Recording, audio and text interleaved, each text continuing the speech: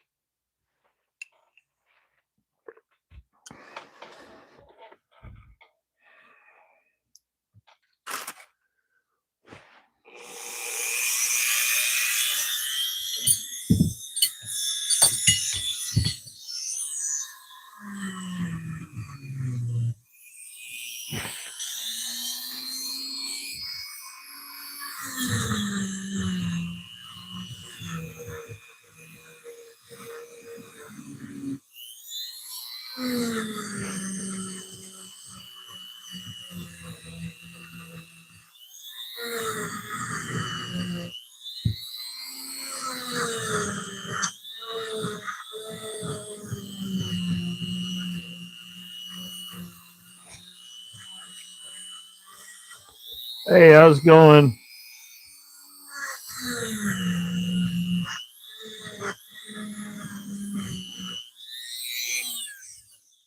Trying to dig into my backlog. Electrolyte True Fit. Got a little BL check. Still unknowns. Probably old American ones.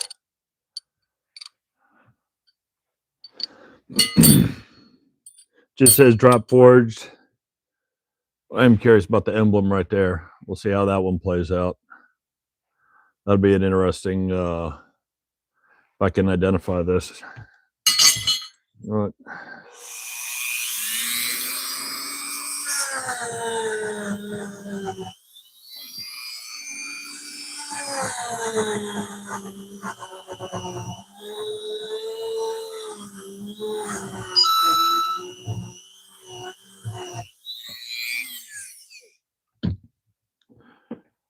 Oh, geez.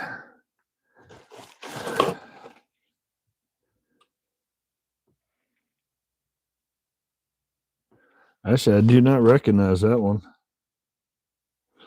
See, there's been smashed up, or I don't know what it is. Not sure what that one is. But it's got one on the other side. Hey, how's it going?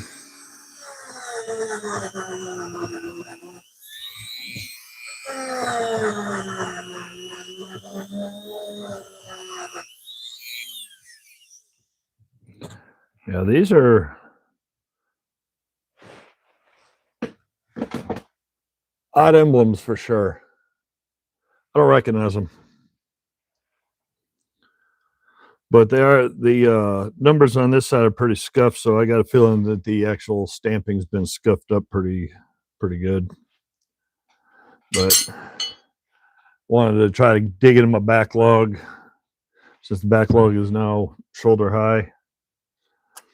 Got a True Fit 3005 electrolyte. See if I can get this one tidied up, make it look good again instead of a big bucket of rust.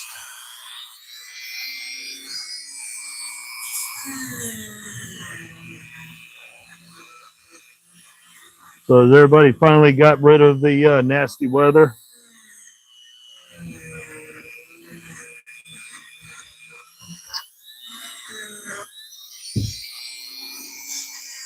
We ended up with a little bit of flurries today. Still got probably 4 or 5 inches of ice and crud out there.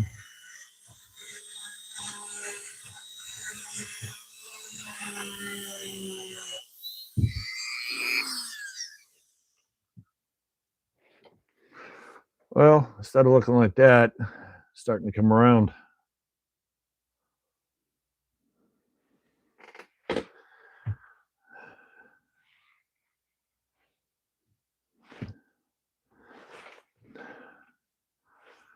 Taking this rusty old tool, gonna make it look good again. Make it look respectable. Get it ready for work again.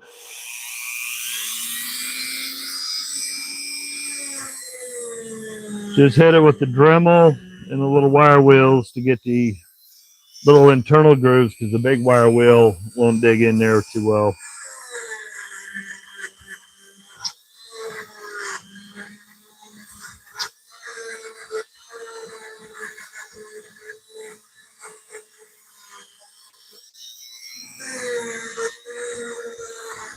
Let's say it's probably got at least 30, 40 years, if not more, of gunk and crud on it.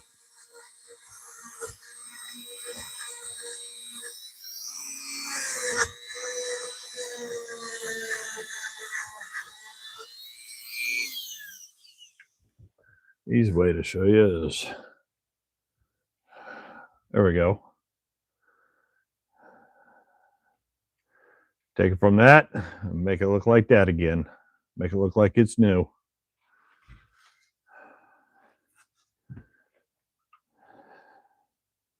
Hasn't changed a bit for me in 50 plus years. I don't get caught up in drama.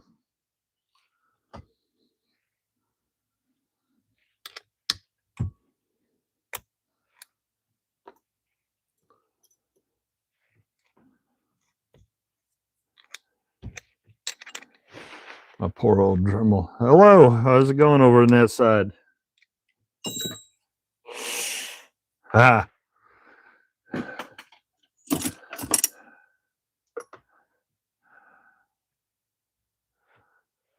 Some of my favorite screwdrivers. I ain't gonna lie. I like my old American tools, but when it comes to screwdrivers, I definitely like my vessels. Those things do not hurt the hands, and I haven't had one break yet.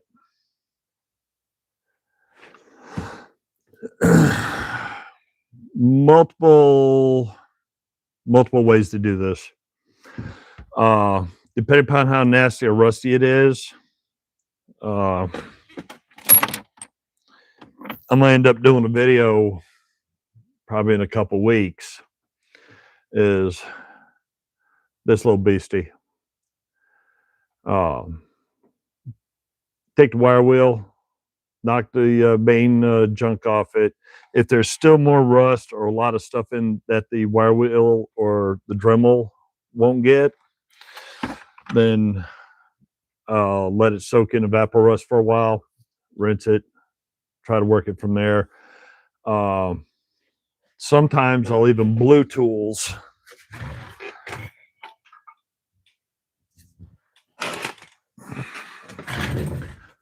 So after you knock the rust off, get some cold bluing, gun blue, blue it to give it some nice color. Of course, this is covered in fingerprints, but blued the handle, but polished the outside edges.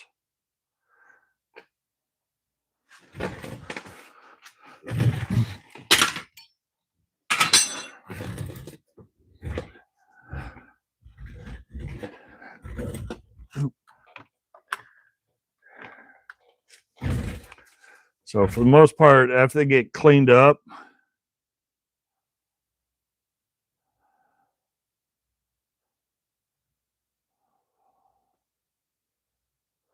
oh no, what was on the table? That's what I was going to start working on last week. And I only got 3 out of that whole pile done.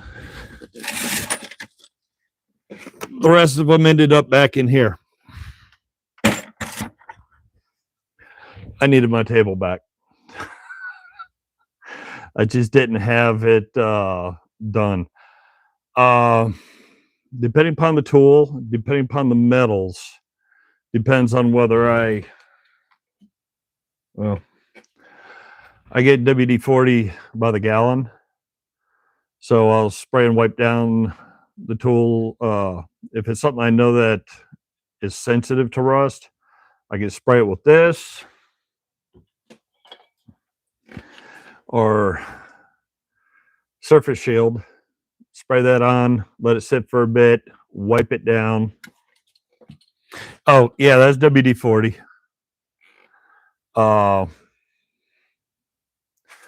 Or if I really need to, something that I cleaned up and I know is really nice, very old, try wax. Of course, it's only this stuff's hard as a brick right now because it's so cold. But when this warms up, softens up, this is good. Use it on wood. I use that tray wax on my joiner deck. That way the wood slides across it.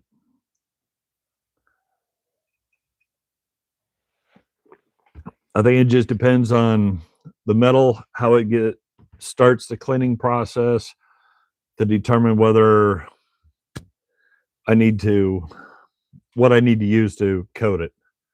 I've learned over time with some trial and error, quite a bit of error. Certain metals, they'll flash rust before you know it. So first thing to do is just get it clean. We got one like this, the old Husky. Really didn't need anything but a light wipe down with WD. Whatever the metal they use for this, it won't. I haven't had it rust up fast, but obviously that's definitely newer than this one. So this one, we'll see. Different type of metal. I can feel it in the texture and the weight. This one, won't know until I get into it and see it. More, I guess you say, trial and error, and you kind of get a feel for what needs to be done.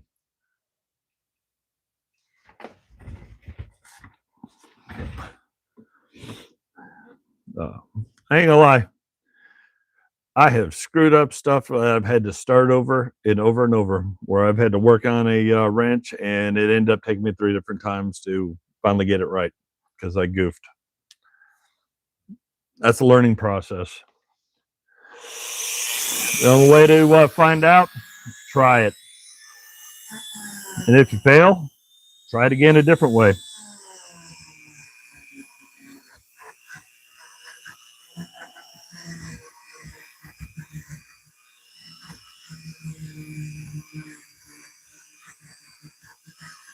I have gone through a whole lot of, well, as you can see, I still got my snacks over here. This is all Dremel stuff. And it goes all the way out to the back wall. Some stuff ain't worth 5 cents on metal, even though it claims it's for metal, but it works great on other stuff. You know, it's just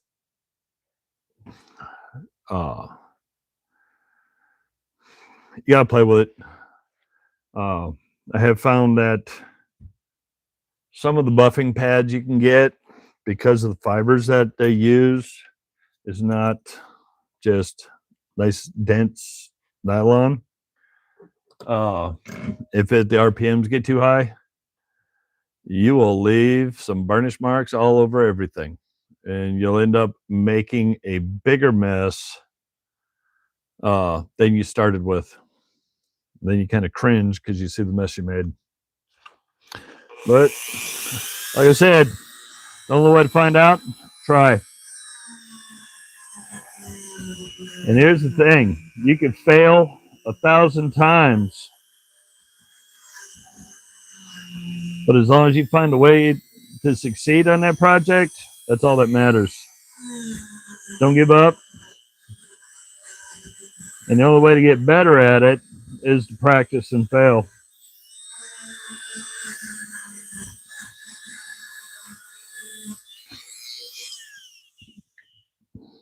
Well, there we go. That one's starting to come around.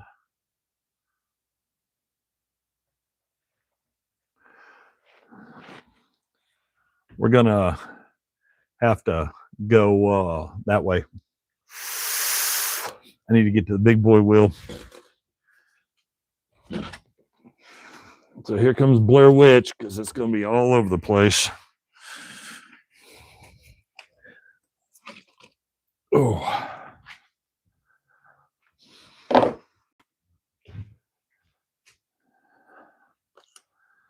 And hopefully I don't knock it offline today.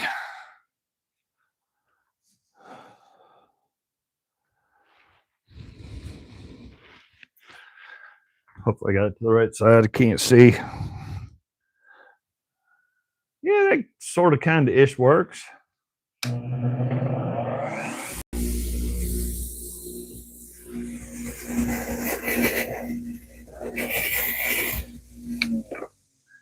Let's try this from a different direction. I don't know if that's going to work any better or it's going to be worse. Woo, that's going to be worse. Oh no.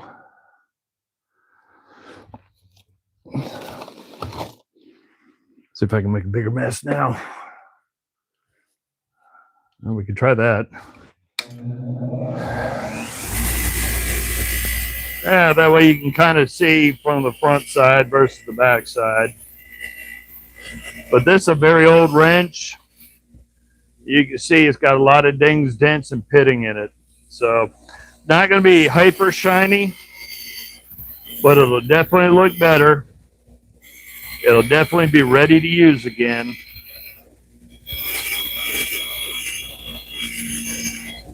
But with this porous material that it's made out of, it's not going to hit the fiber wheels and get a nice shine.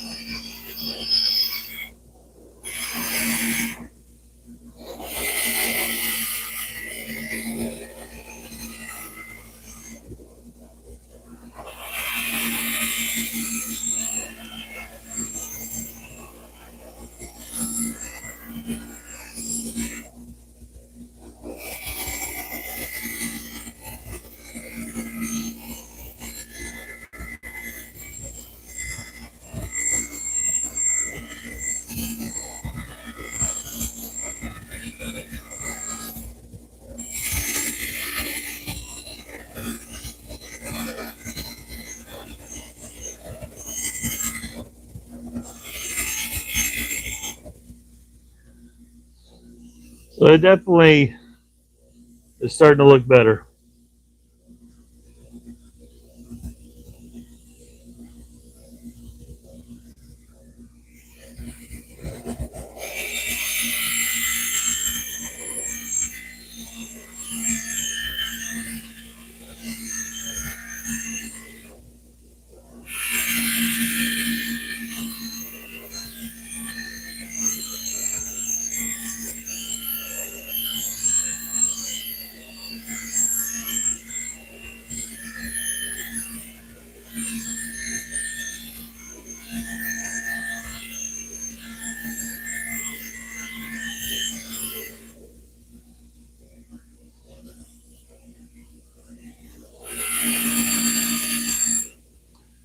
Yeah, I don't know how well it comes out, but you can see some severe pitting. So this thing definitely was rusting for a long, long time.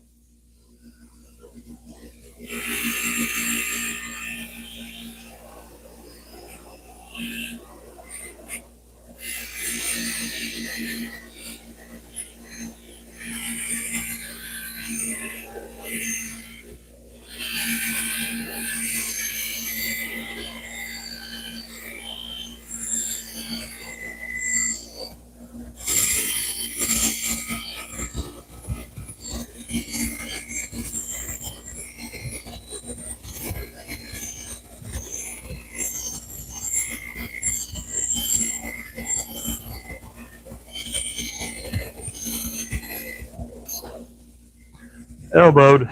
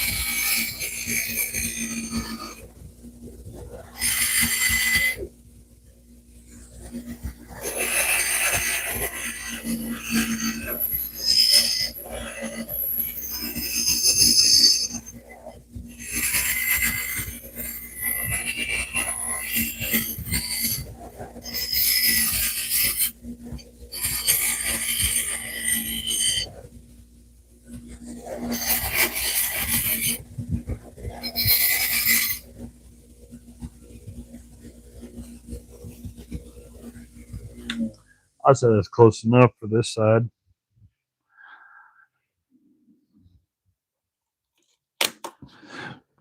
Back to the other bench.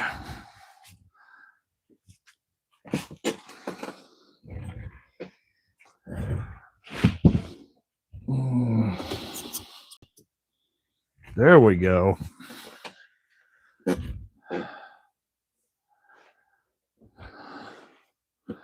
As you can see, actual light, it's starting to look a whole lot better than it was.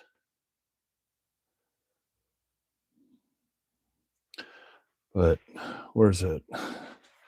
That side, you can see all the heavy pitting from the severe rust it was allowed to be left in. But due to its age and the severe pitting, if I try to hit it on the fiber wheels or hit it on anything else, it would end up having to take off too much metal.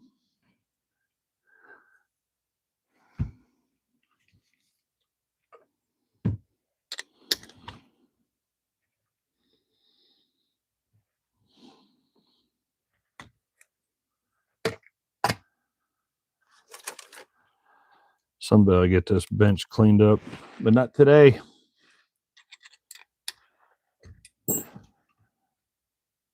Oh, that's empty.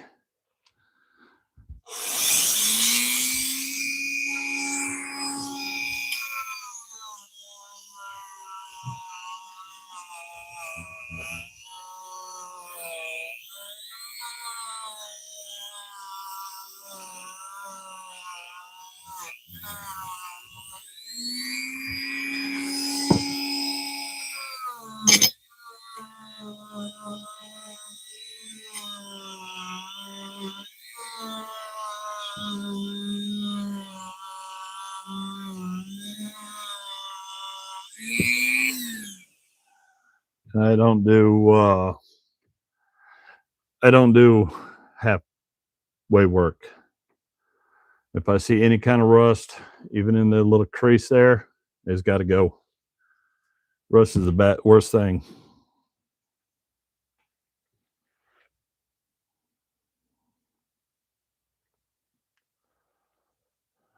Now I got a tidy up in the inside of the 12 point.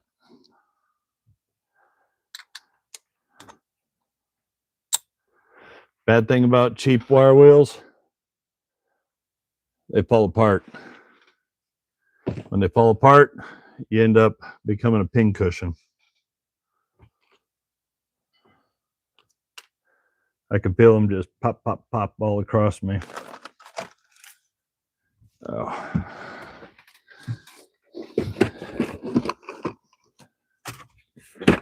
And since I buy the cheap ones, you buy in bulk. Because you know they ain't going to last, but 2 or 3 tools, then they start falling apart. Sometimes not even that.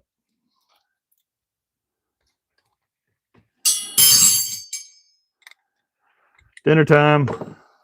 Oh, wait, that wasn't a dinner bell.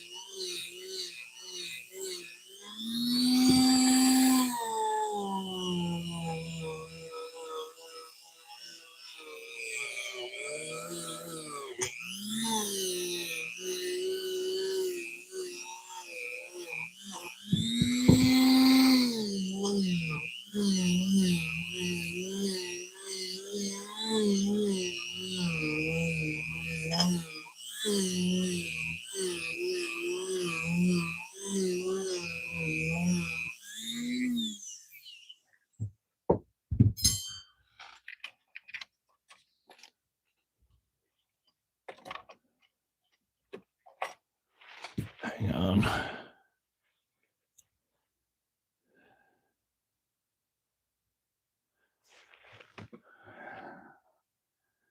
Like I was saying, with the cheap ones, you turn into a pin cushion. End up with wire bits stuck in you all the time. Hey, Don.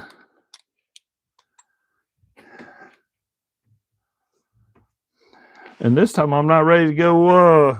Not ready to go to bed yet, even though it's been a long day. Are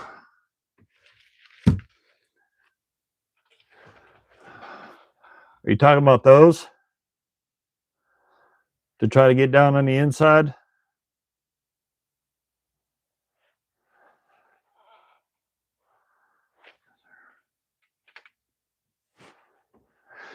Those I never use inside. Yeah, let me try to move a little further because they're kind of a plastic type wheel. I don't know if this helps or makes it worse. They're kind of a plastic type wheel and they're curved. They only, if you send them in one direction, they do good. You send them the other direction and they will literally explode. Ask me how I know. I had a few explode on me, but with, and because they are kind of a soft plastic material, multiple densities of plastic, that because of the multiple densities of the plastic, they'll flex some, like the lighter ones. But I've found, I had tugged on it. A big paw knocked out one of the containers. But I found that the second to lightest grit or softest grit is purple wheel here. You can see it's missing tines. This one is not flexible and it ends up exploding.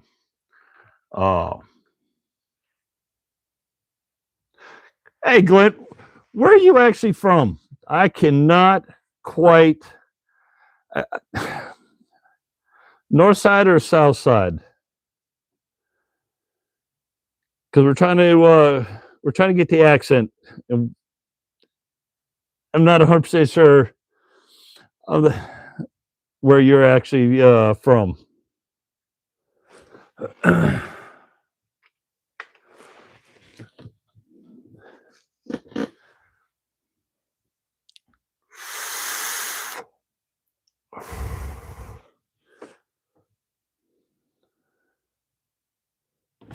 I was right. I was right. Not as far as Manchester, but England side of things. So I was like, it doesn't quite have the way up north type sound. And I'm like, no, I'm thinking, because me and George were talking about it earlier when he told me to check out your channel. And he said, well, I'm not sure. I can't quite place it. And I was listening. I was like, I swear, England. I'm betting on England. Well, I got to do something over here a few years ago. I got to take my wife and my stepkids to see MU play football here. I got free tickets. They got to enjoy a match, and they realized that, kind of like hockey, the clock doesn't stop. Wasn't sure how they were going to react to football. Well, non-US football. But they actually enjoyed it.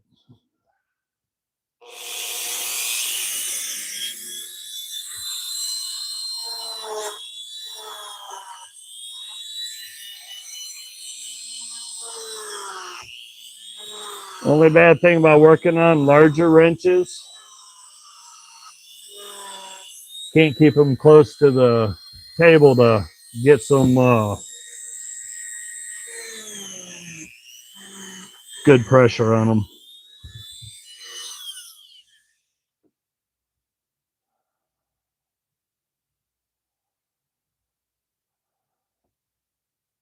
Cool. Yeah, through work, they had gotten tickets, and I didn't see the email until the end of the day. So I'd figured, oh, that's gone. But when I put in request today, because I figured they were just going to offer up 2 tickets, and they asked me, said, hey, would you be interested in 4 tickets? Because they originally just put out, hey, you can only have 2. They asked if I'd be interested in 4 tickets. I said, yeah, I take the whole family. Apparently, where I work, nobody either knew what that was or nobody was interested. But yeah, we went up to Maryland, and we enjoyed it. So that's one more sport between hockey, basketball, baseball, football, now non-American football. I've seen professional teams, minor leagues all over the country. It's just a blast watching sports. There's one thing, everybody loves watching sports on TV. I can take it or leave it, but it doesn't matter what the sport is. If you're going to let me go see it in person, I'm going to enjoy it. May not be the sport that I follow, but I'm going to have fun because you actually get to see it live. That's like NASCAR, IndyCar, Formula One,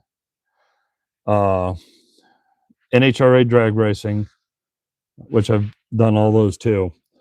There's something about watching it on TV that's just, being somewhere in person, hearing the crowd, seeing it live. There's just something amazing that I would just really enjoy. Well, the cups, the little, what did I do with it? Oh, this is a quarter used. Usually ends up like this shortly thereafter. These are Amazon specials. I just find them, buy them in bulk, and hope for the best. But inside, basically crests and troughs, lanes and grooves, however you want to look at it, to get in there. I use the narrow ones. And what I was doing with the plastic razor blade is, because of rotation and getting down in that V notch, is it has a pinching to twist it. And when it twists, then it becomes difficult to work with. So what I end up doing is I splay it out with the plastic knife or razor blade, spread it out so that the RPMs kick in, it kind of spreads them out a little bit. So when I go to push in it, it doesn't twist and knot them up, or not knot them up, but let's see if I got one that's really twisted. There's a stubby one. You can see that the bristles have a harsh twist on them. When they get like that, they don't work the channels well. But those stubby ones are great for cleaning out the stampings.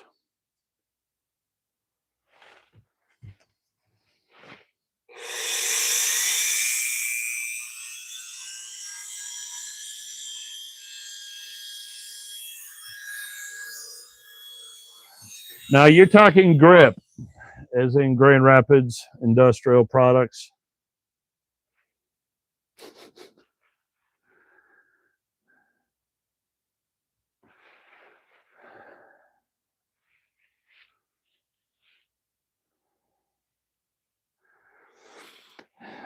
Yeah. Oh, I know all about them. No offense to anybody on that side of the water, but I know I got some. Well, I got a bunch of stuff here. I just don't have it handy. I look at grip like Parkside that you can get from Lidl. It's functional. It may or may not do the job. Sometimes the stuff will surprise you.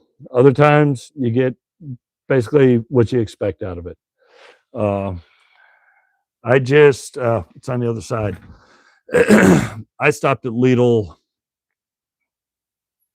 a few days ago because I wanted a pretzel.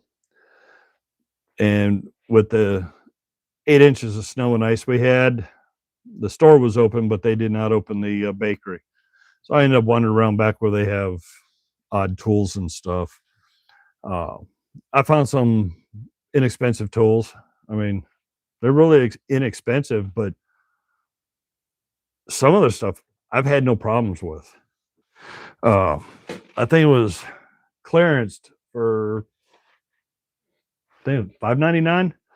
I got a big stair stack. Actually, hold that thought. Goodness. I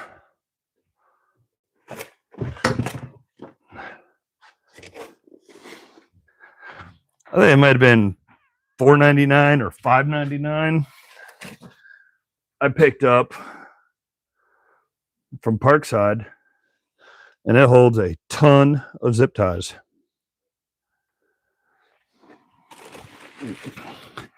I keep this on one of my small workbenches right up against the back wall.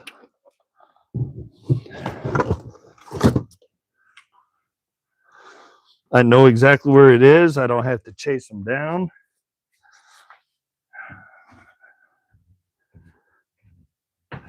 Since I'm already over here, might as well pick up what I picked up.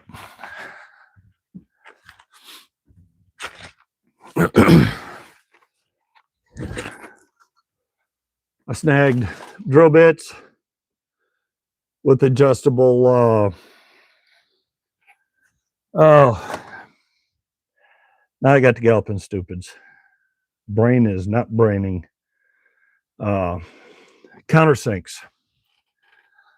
That's what I was trying to think of earlier. So it's got drill bits with countersinks They have grub screws in them, so you can actually adjust the depth to exactly what you need. Tighten the grub screw down, hit it, countersink it, all in one shot. Don't know whether they're going to work or burn up, but it does. It's worth a shot. I mean, I think those are like $3.99. I think these are $3.99 also. Plug cutters. Only bad thing about it, there's no hole through the bottom to send a pin to push the plug out, but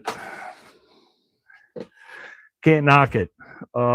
Actually, as a matter of fact, the magnetic rail right here, that's grip. I think I found it at TJ Maxx. Oh yeah, plastic razor blade. Sorry, sometimes my squirrels get out there and I forget to come back. So on the Zon, I think they're made in China, but they actually work pretty daggone good. Is a standard double edge razor blade, but it's just plastic.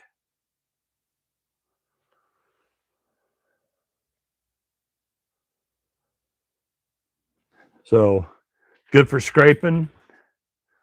So if you got a sticker on something and you don't want to hit it with an actual blade because you might dig in or damage it, use a plastic one. Of course, it tears up easy, but I scatter these things all over creation. I'm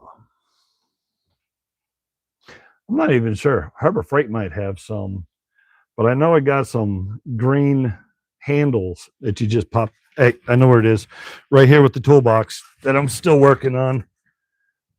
This little bad boy.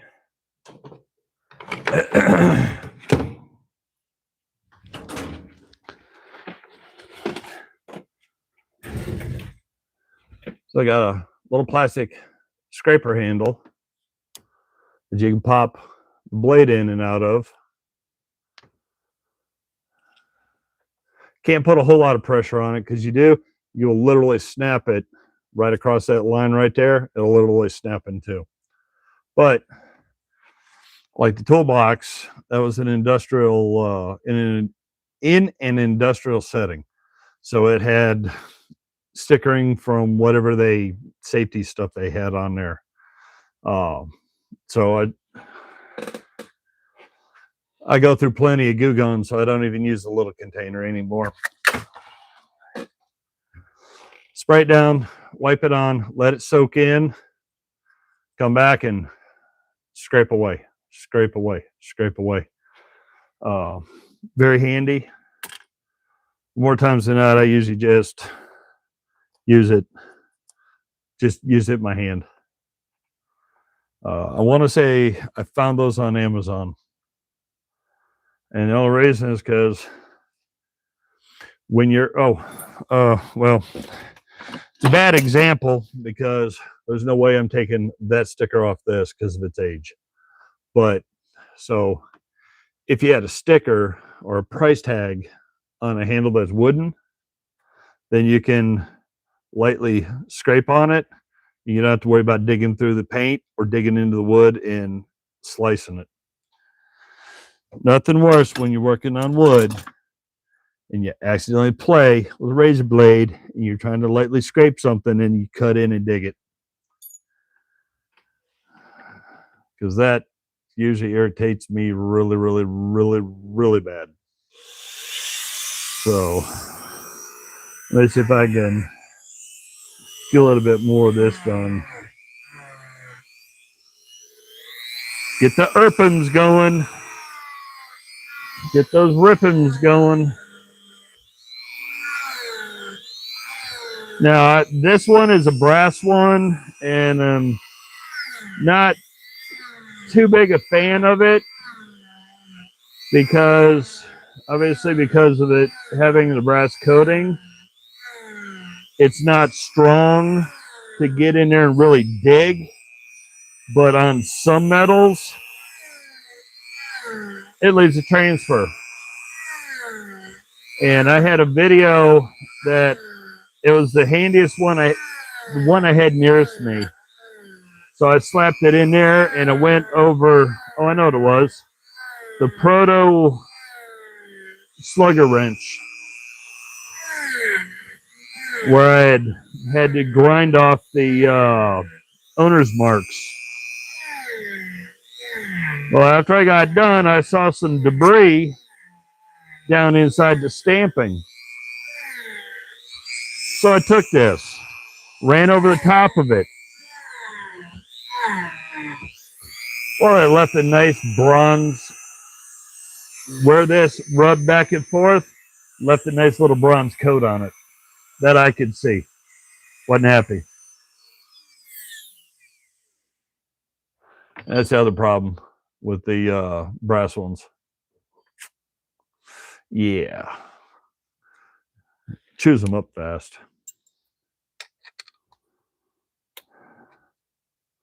So I prefer the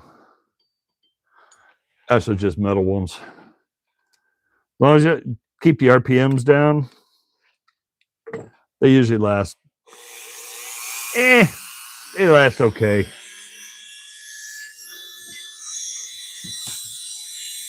Hey, good evening.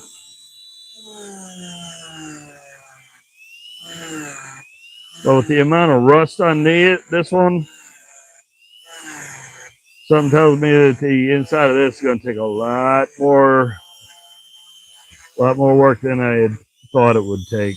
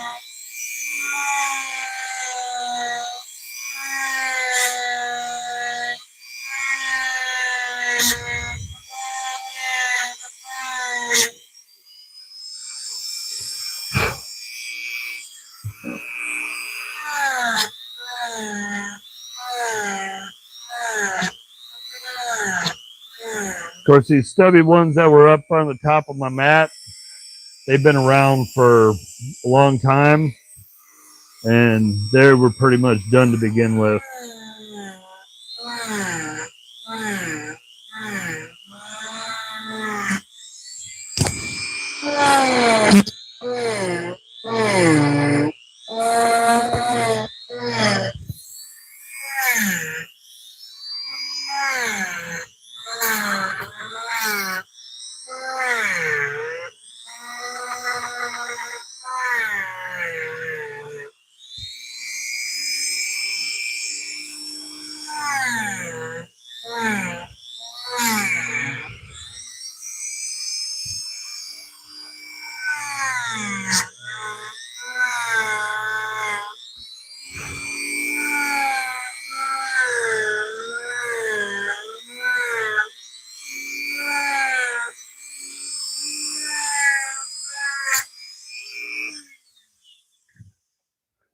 Just for giggles.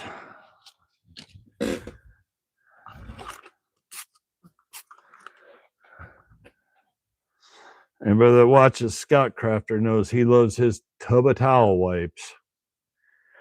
Well, the amount of rust and cruddy stuff I play with, I just get it in a bottle.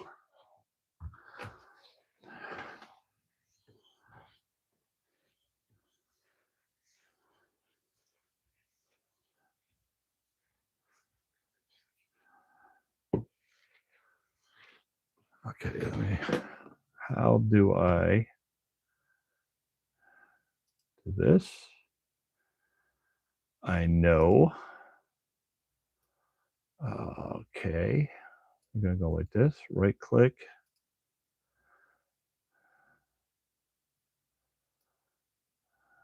Okay, it's supposed to come on.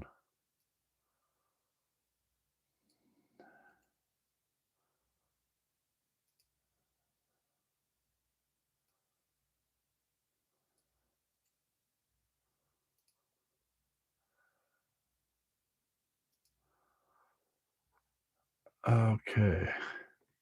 Yeah, that's tub of towels and a spray.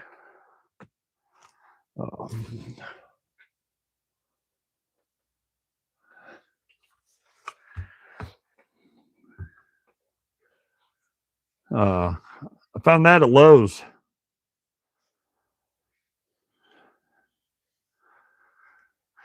Well, unfortunately, even though it's because of, I think, me being out here and the temperatures, I'm getting moisture on stuff that I've never had a problem with before. Because usually in the wintertime, I usually don't spend a whole lot of time out here. But this year, with the, I got a Big Buddy heater. So I've been changing the temperature, not a whole lot, taking it from like 38 degrees, getting it up to around 44, 48 degrees, which is comfortable. Once I get around 44, 48, I can be out here for 6, 8 hours, no problem. But don't know how easy that is to see. Yeah. No longer rusted, crusted in there. Got to try to clean that side up. That side wasn't too bad because I've already hit that with the cup wheel.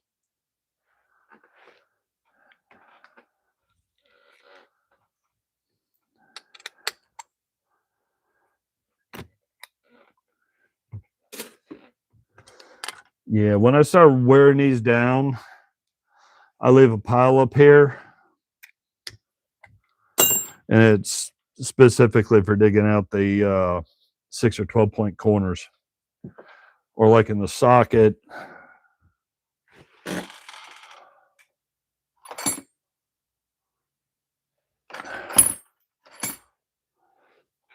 This one was completely rusted out the other day. Yeah. I don't know if that helps, makes it worse, but there we go. So it's good for getting down in the creases and gets all the rust out.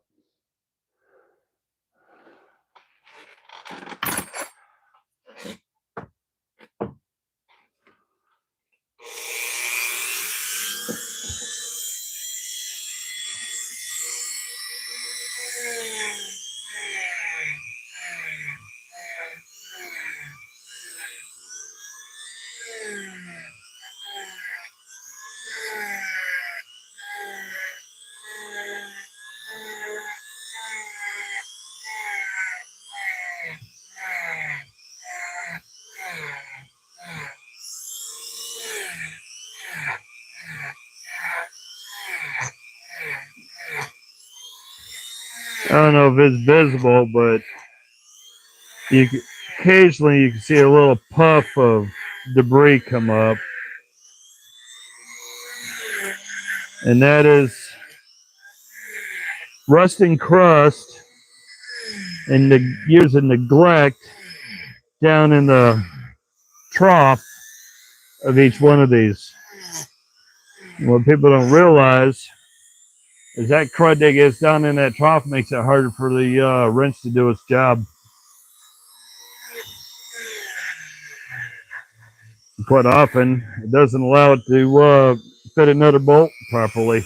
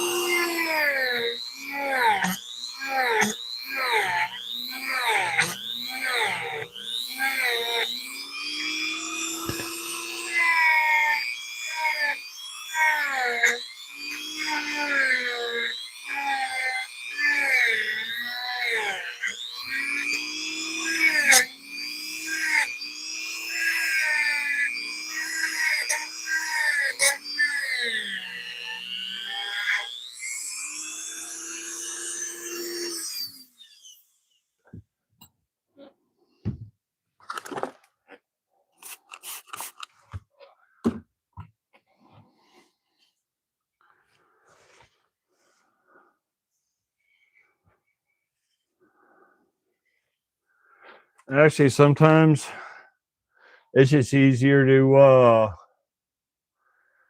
just put buy a bunch of gun cleaning kits and just use the bore brushes. Because these will lock up. Well, it depends on how cheap they are. A lot of these will lock up no problem on a chuck. Then you can send it down in there. Only bad thing, most bore brushes. Oh, that was in the finger, but they have that stupid where the wire rolls over and then it rewraps down that holds the copper together. Hey, it is Mr. SJ Relics. How you doing?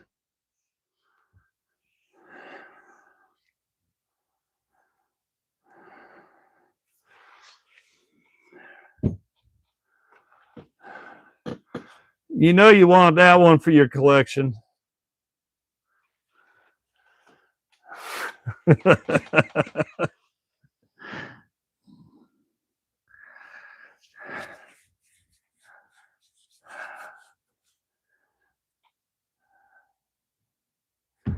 So let me get a little paper towel.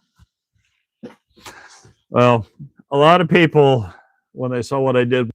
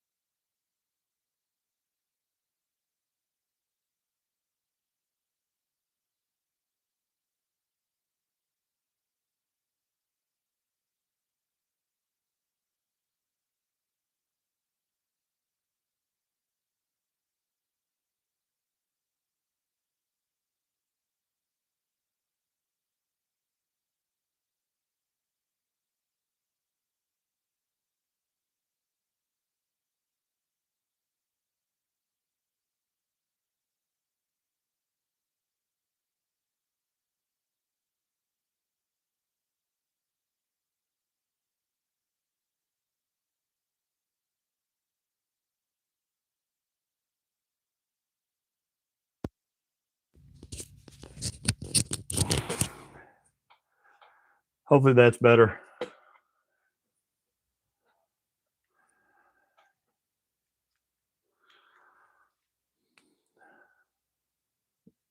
Do I got soundy sound again?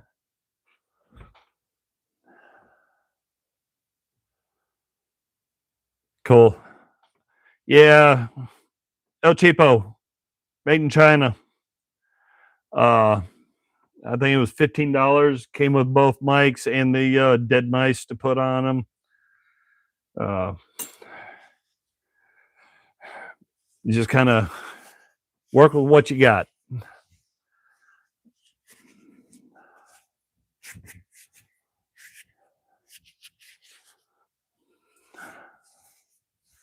But of course, it would cut out when I got WD on my hands. Couldn't have done it when I didn't have my hands covered. Let's see. Let's go and get my hands clean.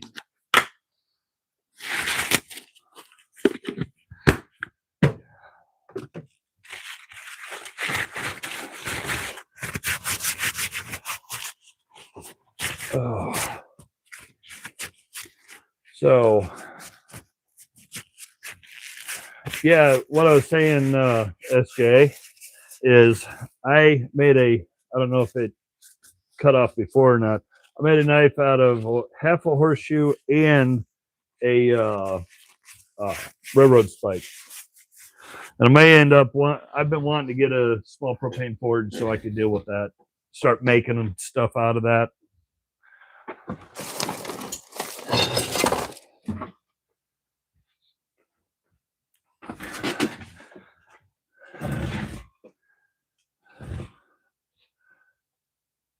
Here's a horseshoe. And just for comparison,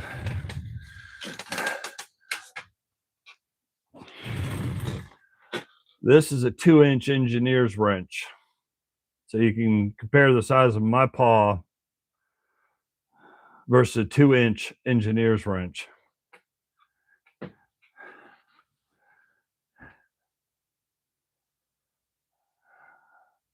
This came off a Belgian draft horse.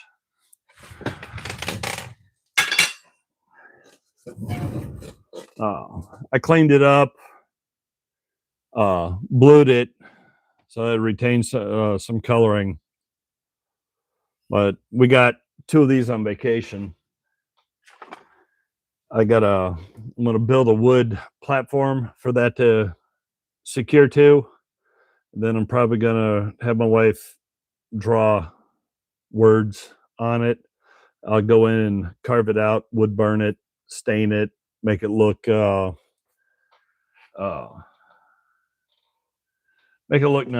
Then I can hang one up out here. Well, this one's for the shop.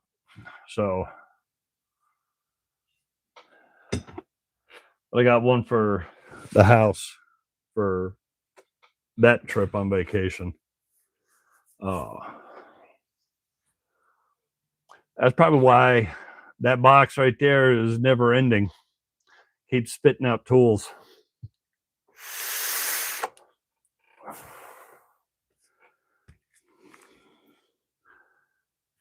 Because I think Belgian and Percherons, I think those are 2 of the bigger draft horses.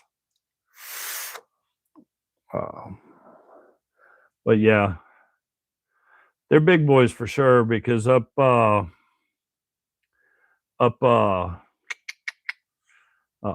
Mackinac Island, that's what they use to for taxis. That's what they use to deliver the groceries to the stores. That's what they use. And what's awesome is every couple times we've been able to get up there for vacation, they would have an entire wooden cart fully loaded and the UPS guys up front to deliver packages. That's also how they deliver the mail up there too. So packages, mail, and all that get pulled around the island on horse-drawn carts.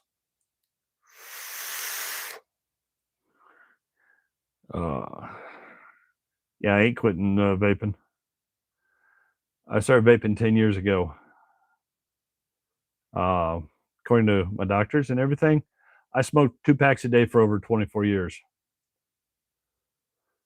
Within 6 months of doing this,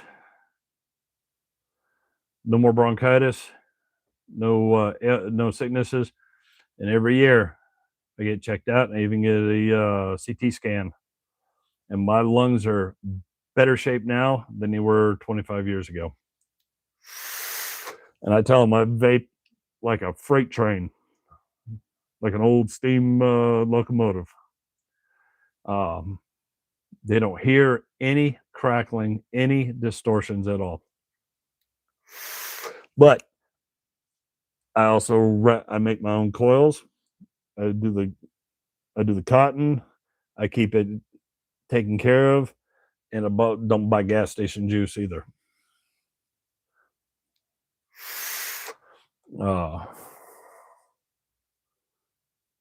You know what? If I can dig out some of the pictures, I'll email them to you.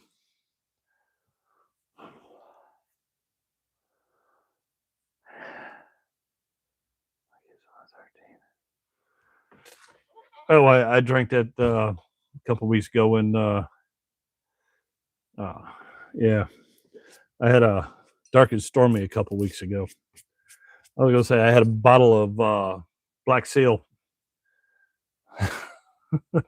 I was about to say, do you need that too? I'm glad the kids are above that. But since my squirrels are doing that again,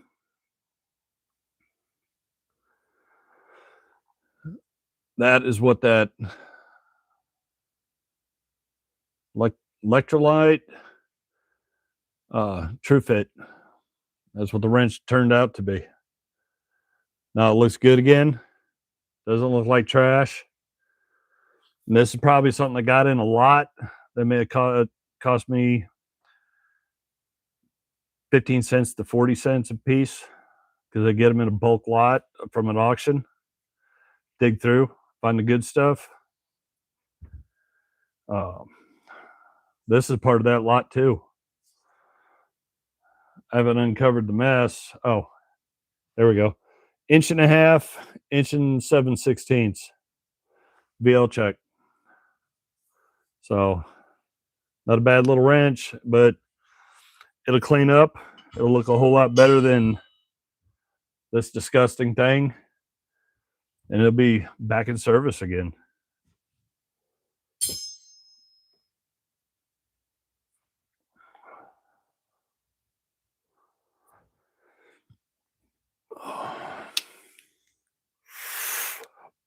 Oh,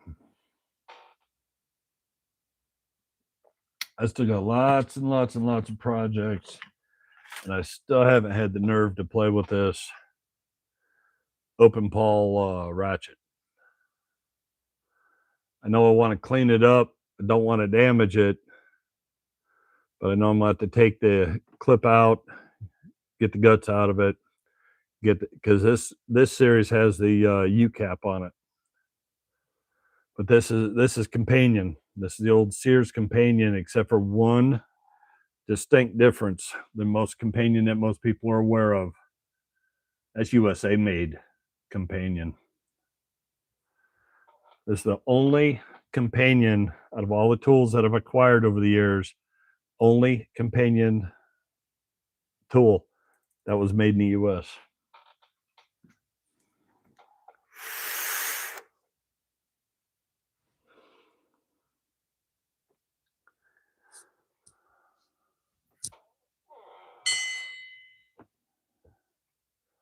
These two should be easy cleanups. These are no names, and I won't be able to identify the marks on it because they've been crushed. I don't know. Hang on. I got an idea.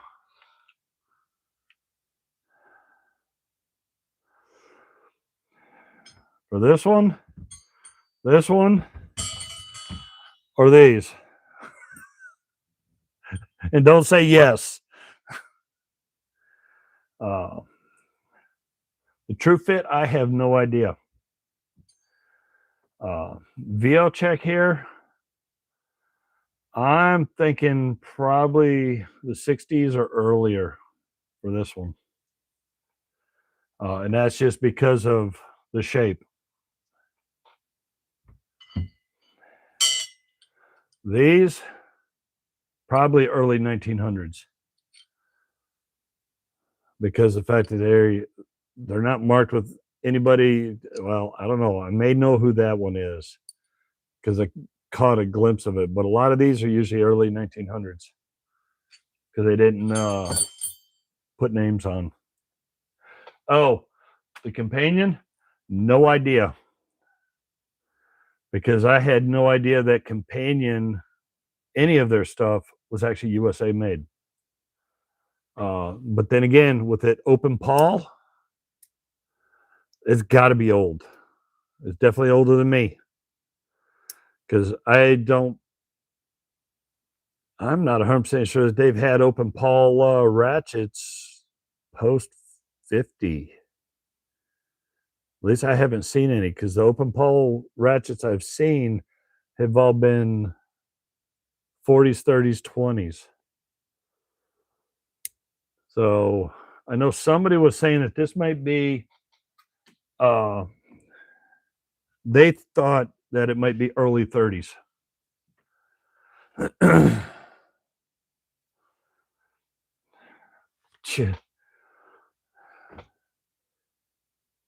Wouldn't surprise me if Thorson didn't make this 4 Sears and put and stamped Companion's name on it. I mean, how many times have we looked at some? Because it's like some of the Craftsman. If you get some of the old Craftsman, it was actually made by Snap-on. Then you got other stuff that people think is, oh, that's just a so and so's name. No, actually, it was made by New Britain or Williams, and it was just made for a different company.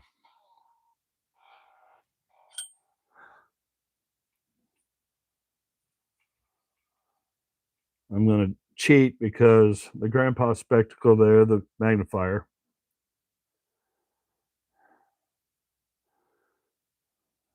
would not show me. Now, I found a odd wrench. I'm not sure. I cleaned it up. It's been relocated. That's a W. It's a Diamond W. I think. But I had a wrench, and I swore it was Kawasaki, but it had a flag. And come to find out, that actually narrowed the timeline, and it was a Kawasaki. Or yeah, and I also found another company, another Japanese wrench, and I had a hard time trying to identify it.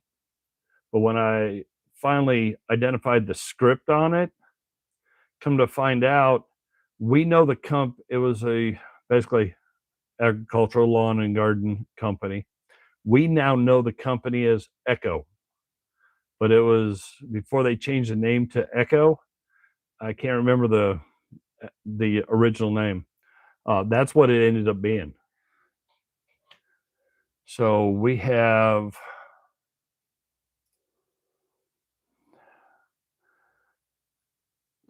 I'm looking at a quick list. I think I know who it is, but I'd rather double check and make sure I don't.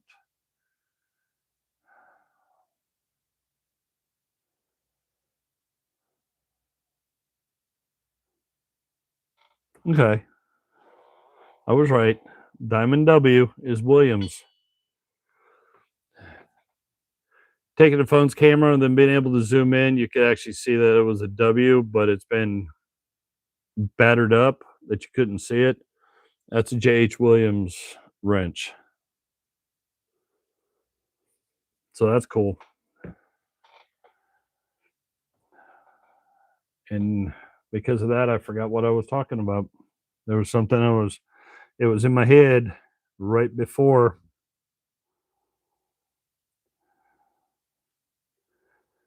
Daggone it.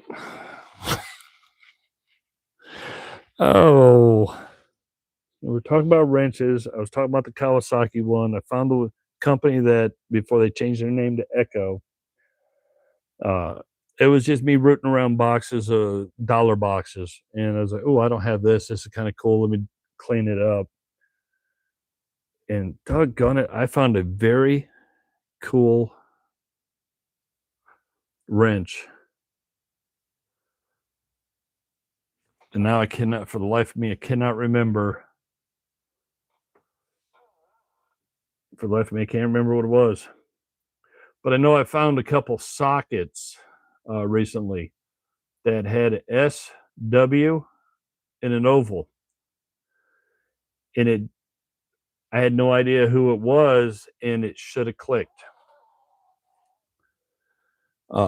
Stephen Walden from Worcester, Mass. So the sockets I found are definitely on the older side.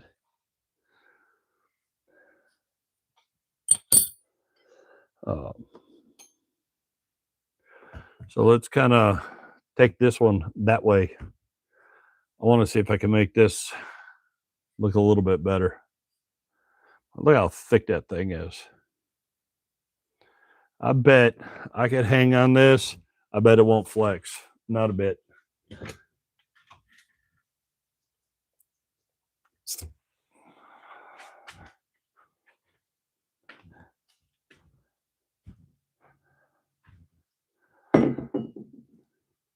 And we got this, that. And we'll kind of sort of fishy do that.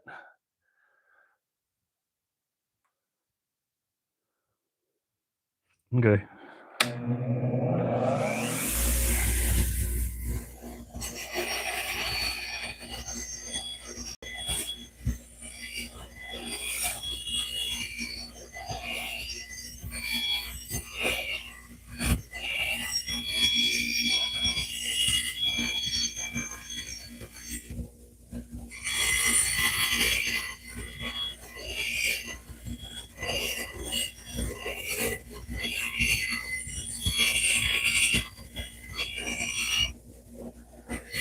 This one's going to take a bit.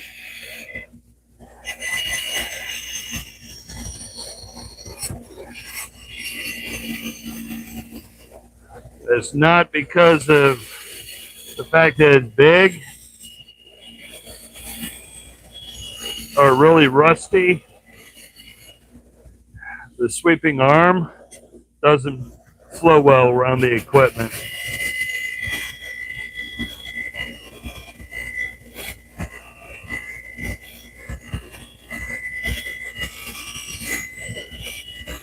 This will be easy cleanup. I can see that already.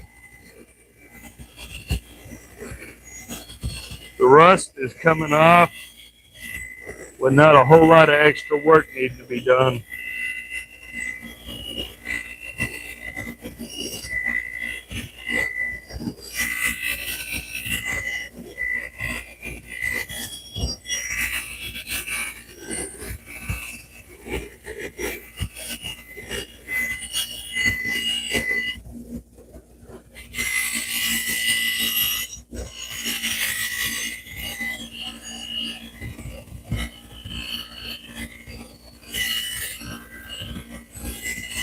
One thing about BL Check, their metal gets funky, but their metal, whatever they did back then, some of the easiest to clean up.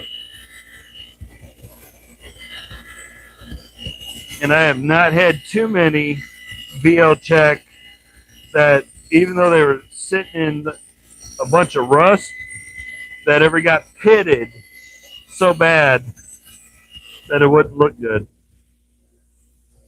I mean, oh, there we go. And you can see the crud as I'm getting towards the rest of it. But their metal cleans up so nice.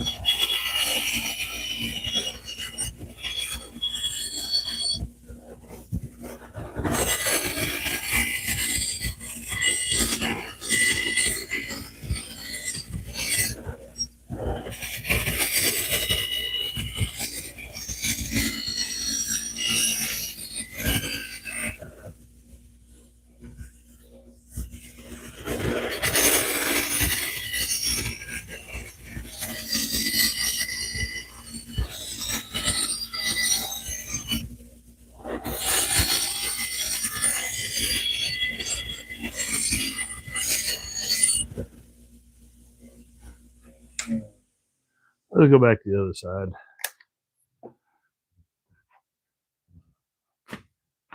Woo! I should have went to the concert coming this year, but I chose not to.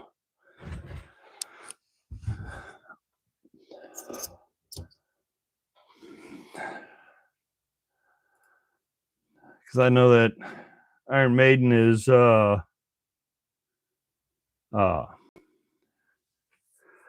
actually, Wire Wheel doesn't get everything. It depends on the severity of it. Like the ultrasonic, like let's see if I got any. So get old rusty sockets, especially if they came out of a mechanic's toolbox. Usually has a lot of crud caked up in the inside, especially if they're like swivel sockets too. You have, well, actually, you know what? Speaking of a swivel, here's a Cornwell. Wire wheel's not going to get up inside all those cracks and crevices, especially with the swivel points. Wire wheel's not going to get up in there.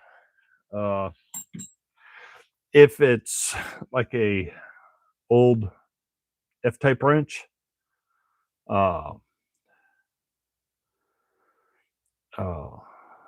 if it's an old F-type wrench, those are good to break down and put in the ultrasonic or evaporust or something like that. I always go after the wire wheel first. Evaporust isn't cheap. It doesn't last forever. But if I can get away with wire wheel, then that's where I'll go with it. If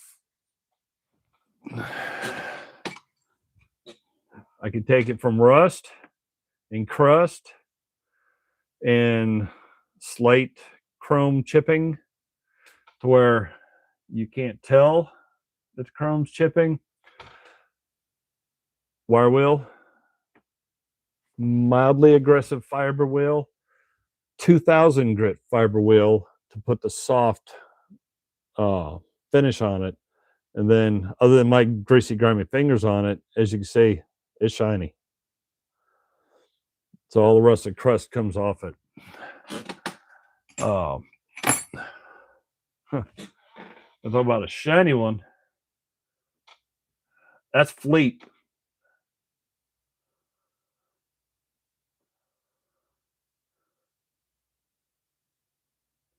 When you have like deep well sockets,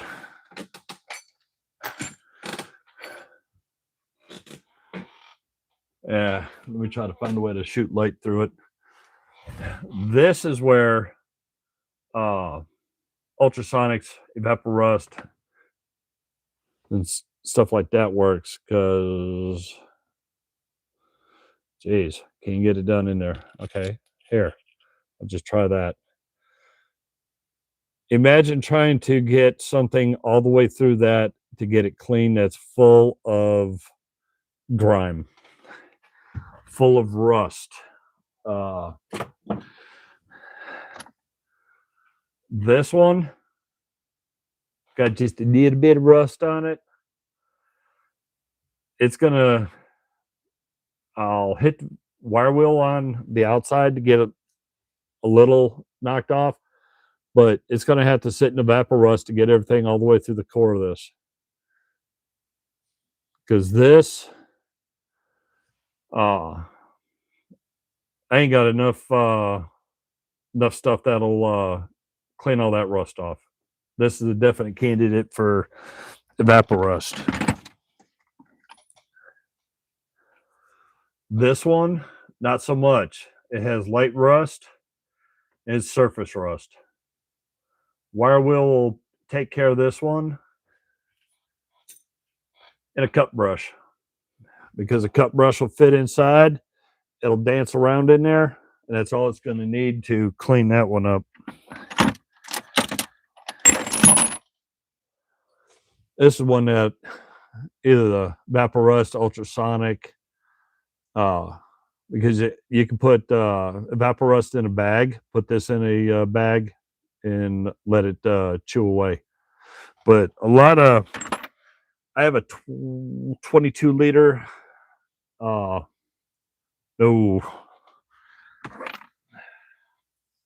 just give you an idea. Oh, that's a 3/4 drive. That's as far as it could go with a Dremel. But you have to be able to get into the nooks and crannies, because don't forget, it's got a shallow throat, which is that deep.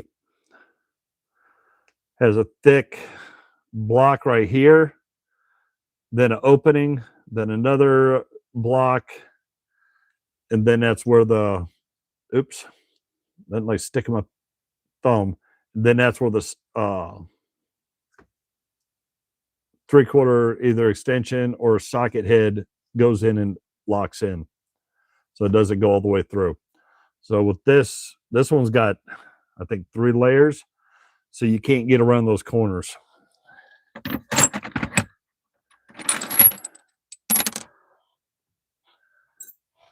This one's got some rust, and it's got, somebody used it as an impact, obviously. It's got a little mushrooming that I'm gonna have to take a file to and clean up. But this is gonna get fiber wheel work, because I gotta be able to first hit the wire wheels, get all the crud off it, and then work the layers of the fiber wheel so I can blend in the chipped or fractured chrome. That, because I don't mind, like I did, I just put the wire in my thumb. I get the wires poked in me all the time. Well, geez, my hands are all scarred and battered. I mean, even I ripped that up to here. Don't know how I did it. Doesn't faze me. But one thing I do know, because of what metals and chemicals are used in chrome plating process, I do not want any of that chrome to flake off and get stuck in my hands. Oh, so because I know what's in there, that stuff's bad if it gets inside your body. Great outside, but not inside.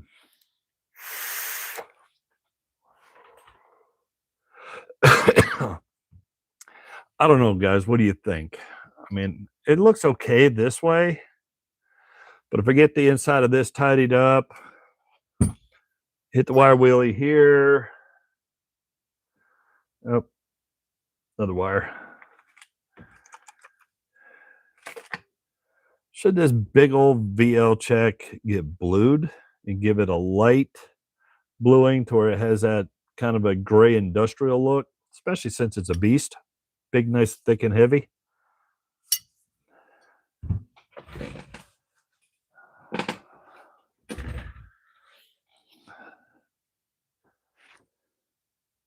Because if so, yeah, I can tidy up this. The insides, get it all polished up, wiped down, cleaned up. Obviously, get the crud off my hands. Well, that kind of sucks. Oh, you got to be daggone kidding me.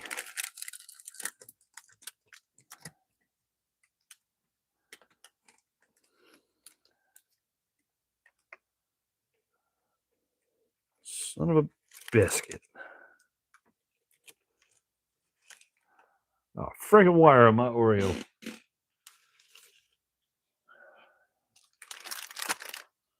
Oh, that's my fault. That is definitely my fault. I didn't realize that was still wide open. And here I am flinging wire and all over the place. So now,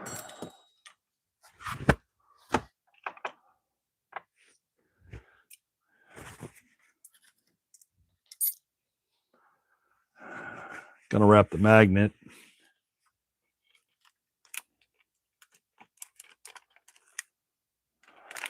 See if any other wires. Probably not, but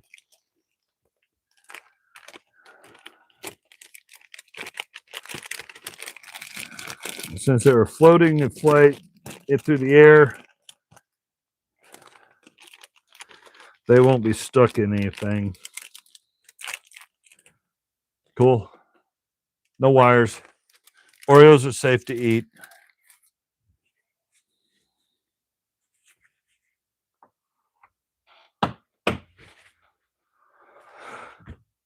I need more tooly tools so I can get the inside of this. Unfortunately, I've hammered the snot out of this copper bore brush. You know what? And I'm not sure what I did with all the rest of the board brushes. I may have to go buy more.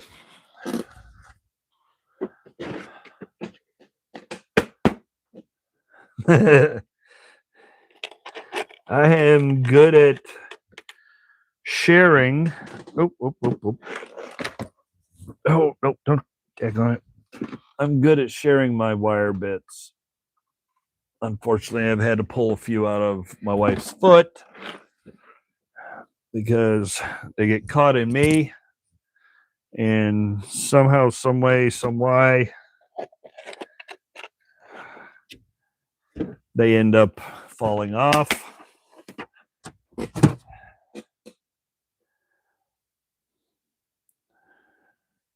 I thought I saw one over here, so I try to avoid it when I can.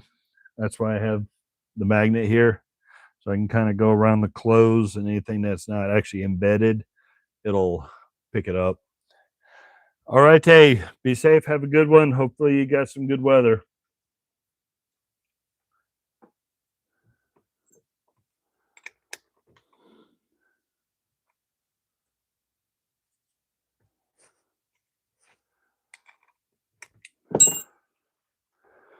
Let's see if we can knock some of the crud out of that. But before we do it, see if we can degrime it with some slime remover.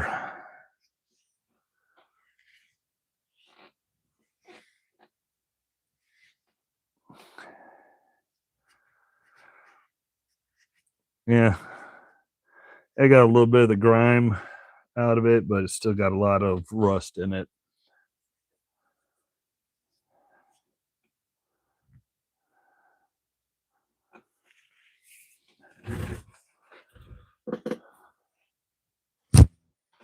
Oops.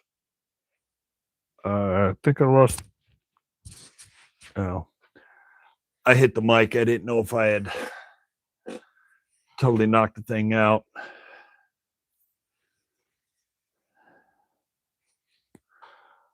Good thing that's empty. You gotta be daggone kidding me.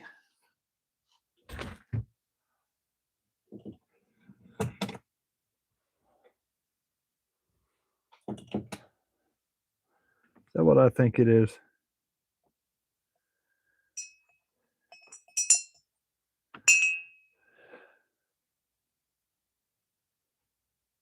Yeah, it is. Stirred the coffee, and the dribbled coffee at the bottom, there was wire in it. So instead of going in and getting a refill tonight, I think I'm gonna actually have to rinse it out and make sure there's no more wires. I don't know what we're supposed to have. I know the temperature is supposed to get worse for us too. We got a little bit of some snow showers, enough to put a little thin coating down, but within about 2 hours, the roads were clear. Still had it on the driveway though, but I mean, we still got the sides of our driveway still has 4 to 6 inches of ice on it. So does the yard. The other night, I took a piece of ice that I'd broke out, just a little chunk, about little bit bigger than a duck pin bowling ball. And I took it and I launched it. Nice slide.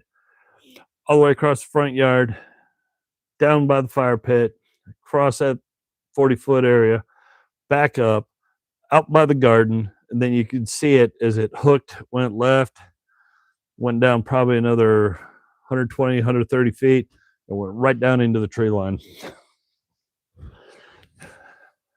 I'm looking at that mess and that mess should have melted and been gone.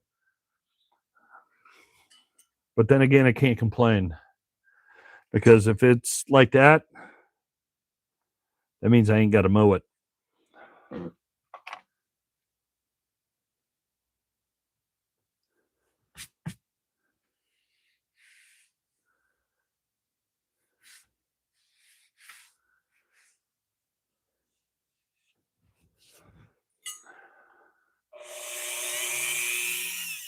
I tried it this afternoon, but unfortunately, like I said, we got maybe quarter to half inch coating on top. So when I went to throw it, it hit. It was nice smushy tacky snow that went on top of it, and it hit and just tumbled. It didn't get to slide a couple 100 feet across the yard. So here I am out in the dark, sweatshirt, sweatpants, really nothing on my feet. And I'm out there launching ice, watching and listening to it slide across the property and around out into the wood line. Because for me, that turned into, that's the closest I'm going to get to curling, at least down this way.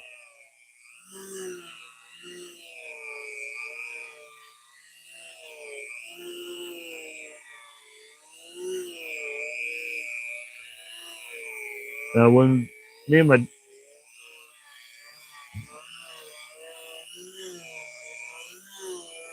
I was talking to a couple of the guys that I work with that work further north.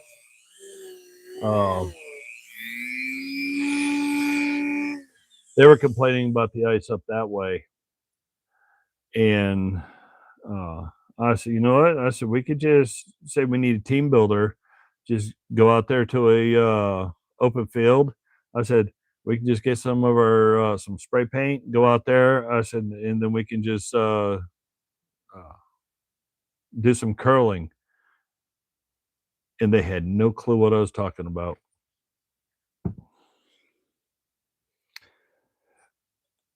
Yeah, that's sad.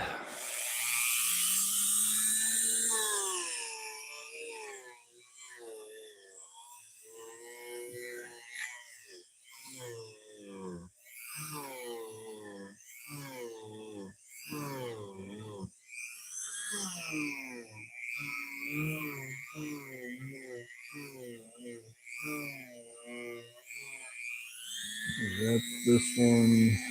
Something there.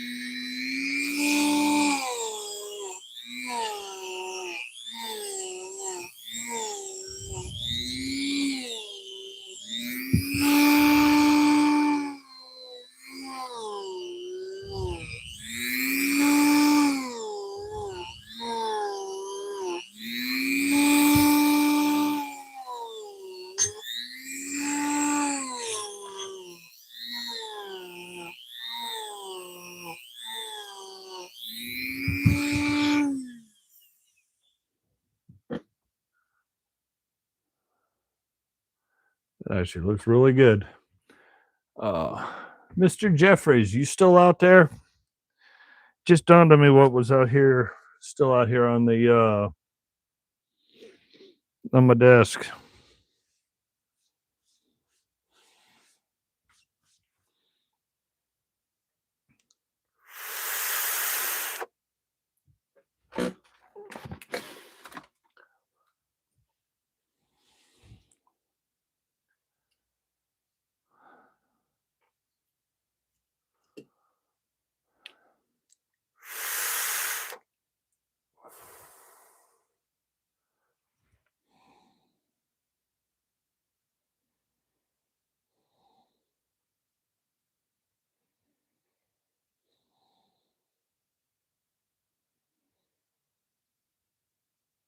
Sorry.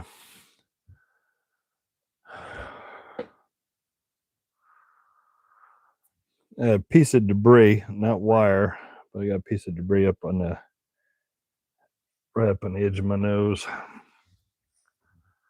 Oh, oh, sorry, I forgot. Duh. Stephen Jeffries, Mr. S.J. Relics. That's who I had flashed in my head. Because watch his channel. He has got a mountain of cool knives, case knives, fancy design knives, and he makes slips that are amazing. I enjoy watching it. I haven't played with leather since I was in Boy Scouts. I enjoyed it then, but I also knew where my limitations were and the fact that I don't have that artistic touch. So mine would look like a toddler made it.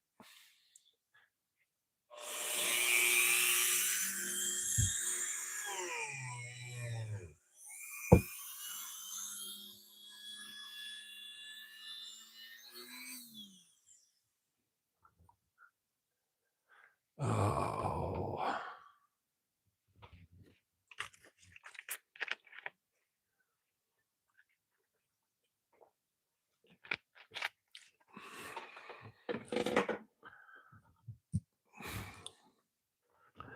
No, because he's into knives. This is it's a Victorinox, but I carried this, where'd it go? Carry this so long that recessed embossed metal emblem actually came off. My mom and dad went to Europe one year and they actually got me a black one, my dad an identical red one, and I have his in my jewelry box. But I carried this every day for so long, I actually wore it down to where that metal emblem came off. The blades are still sharp enough to take slice your fingers right down to the bone.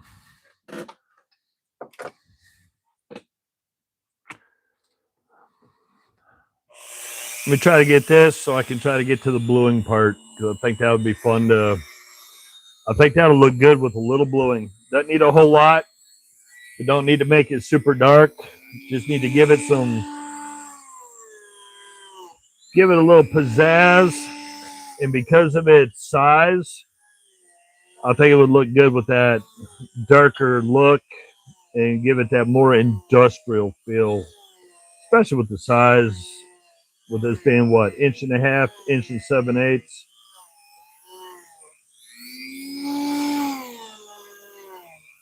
But before I do any of that, I got to make sure this is tidied.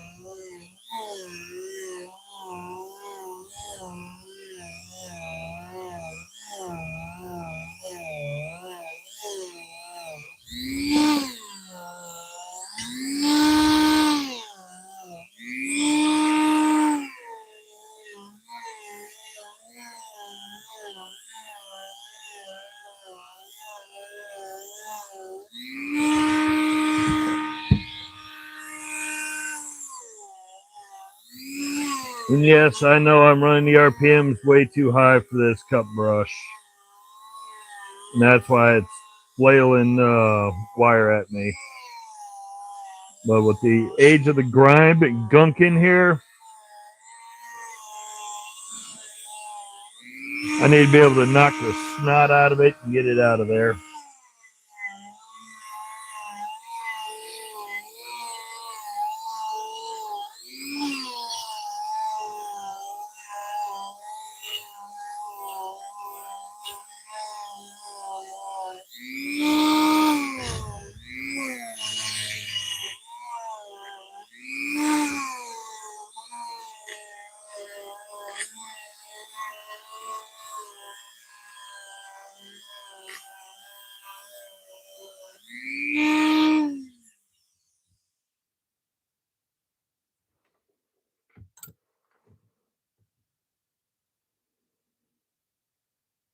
Yeah, it bounced off. It'll be all right.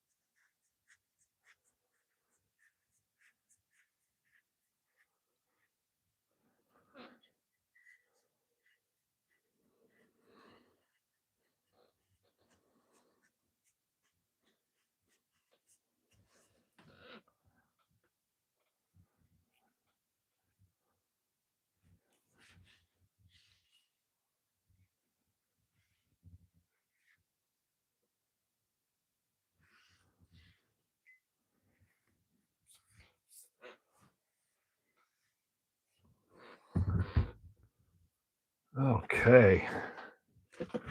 Definitely looks better than the way it started. Even inside.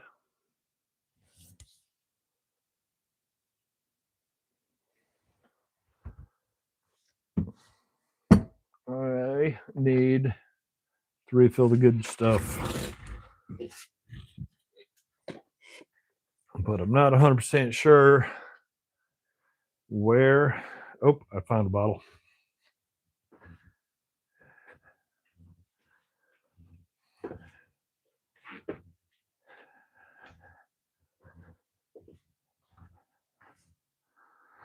So, oops. Dadgummit. Talk about being pincushion.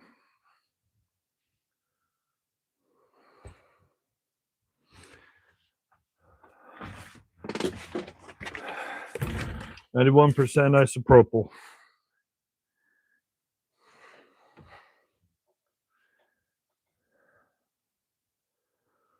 But before I try to clean that, gonna let that tub of towels, even though I did wipe it down and all that, get that tub of towels, let it dry. So give it a minute or so to let that dry and cool down.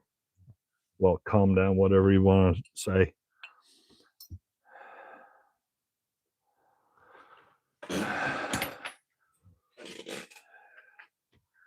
I have, well, that's a leaking bottle. Apparently, I have made a mess and did not know it. So I have Oxbow Blue,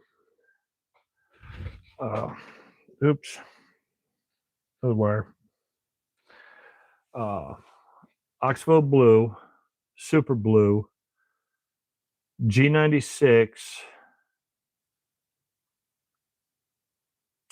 I may have one other company. I know it was super blue, and I think the G96 you got to rinse it. Where Oxbow, I think you don't. Uh,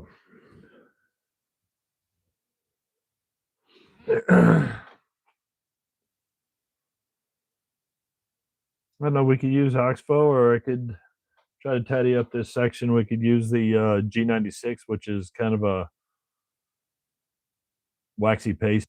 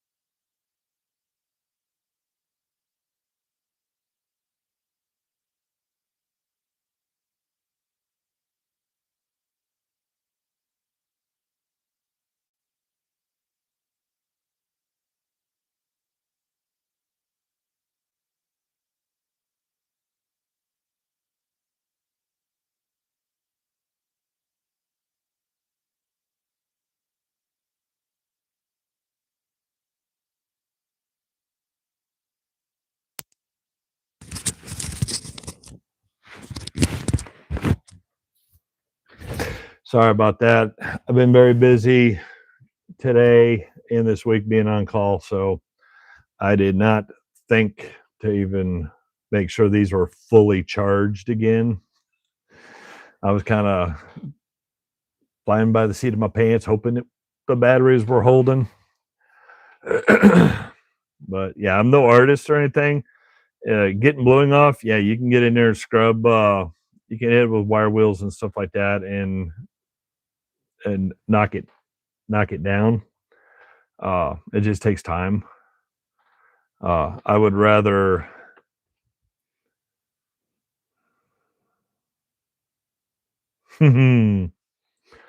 Okay. Sorry, squirrels are at work.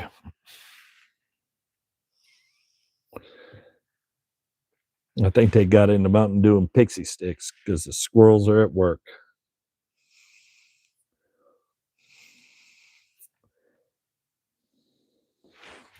Okay. Idea. Might be wild, might be crazy. Don't know if it'll work. I'm going to give it a shot. Need to clean this area up. Well, doesn't have to be super cleaned. It just needs to get the wire bits off because I don't need to deal with them. But my silly, got a wire on my side. Yeah, I'll figure it out, find it later. My silly, crazy idea. Put tape. Well, let me clean this up, then throw that idea out.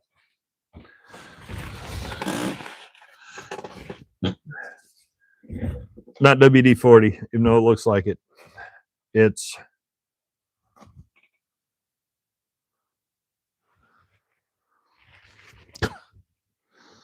goodness, this thing's got.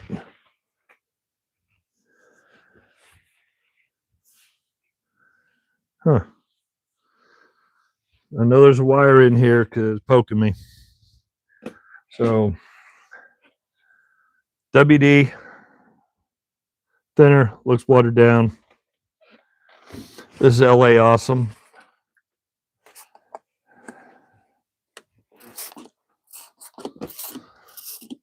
I use this to kind of clean some of the tools and like handles and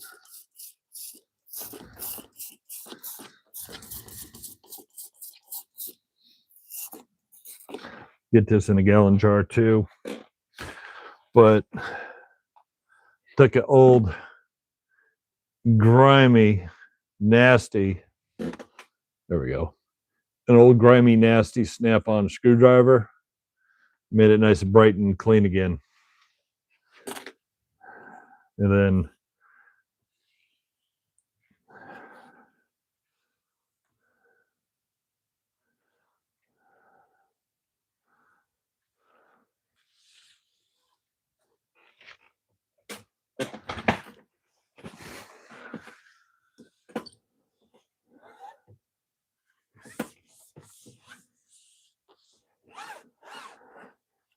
it does real good on this beat up silicone mat.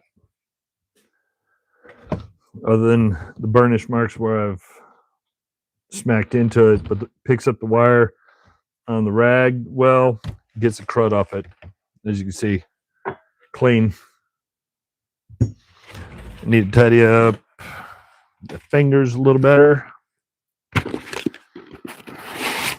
We're going to play with an idea, which is I'm going to put tape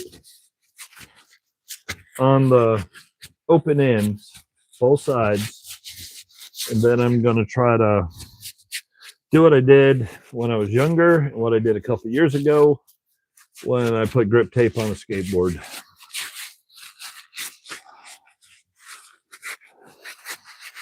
And that is, let that dry off. So I'm going to need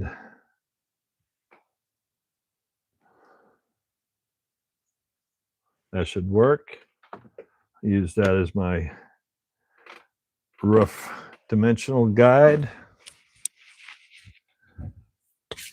Come on, hands dry. I don't need the tape not adhering.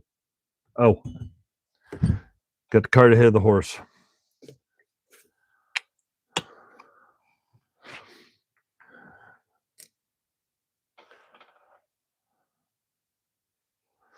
Got to get the residuals off.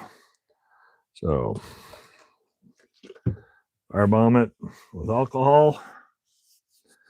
Get all the residual metal and crud from hitting it with the wire wheels and everything else.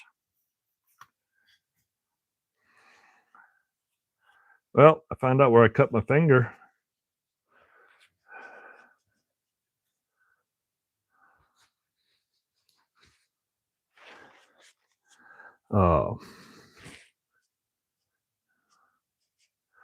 Oh yeah, this is a great mat. And the funny thing is my wife got me this because of me doing electronics too.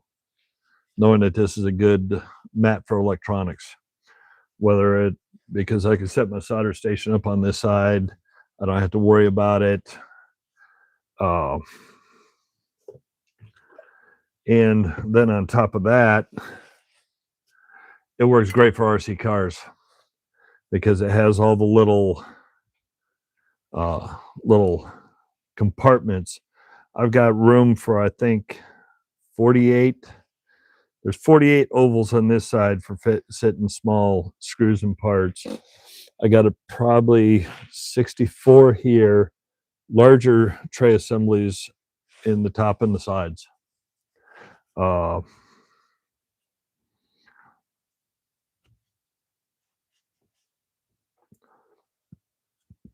Because when I'm tearing down RC cars, I don't just take one piece off. If I break them down, I'm breaking them all down into pieces. Gotta let that air dry. And I can't move this. No, I do. Ooh, metal. Well, no, because when well, as dirty as can be right now, because I've been doing a lot of work in here, but got a mountain of dirt on it actually, and it's not gonna hurt it because I painted it. That's the funny thing about working on old tools and then working on wood projects. You cannot believe the mountain of dirt and dust and crud that you kick up in the air. Even with the air system up there running full bore, it still puts so much debris in there.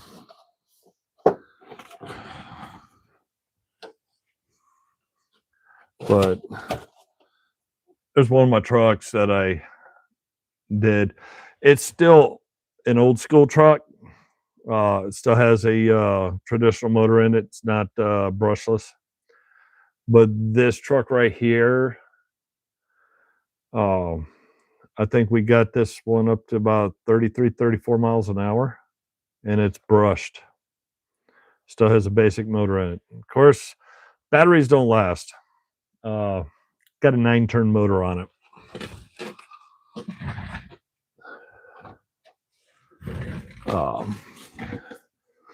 The big spiked tires in the back, if I just pop the trigger, it'll launch number 57 rock. It'll kick it back around 20 feet or so behind. If I pin it and it starts digging in, yeah, it'll launch it 20, 25 feet. It'll launch the number 57 rock out of the driveway and just fling it. I have fun playing with them, but it's kind of hard because when I get playing with them, I never even thought about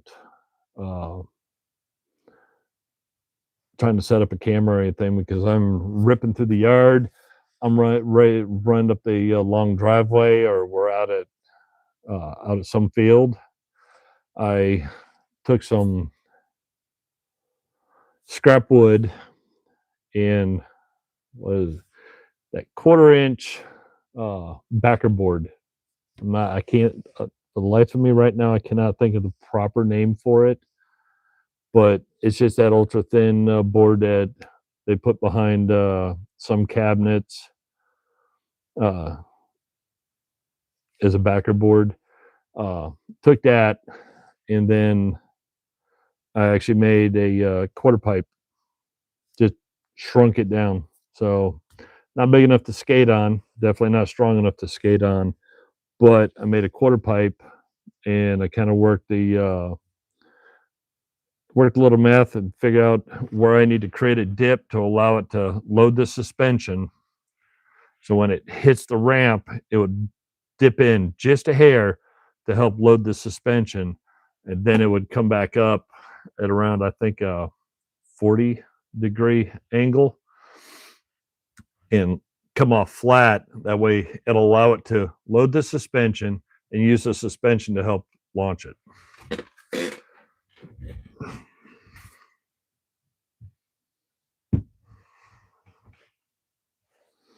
So a squirrel idea, now that this is dry and I don't see any moisture up in the inside here. Don't know if it's going to work or it's going to fail. Another way to find out, try.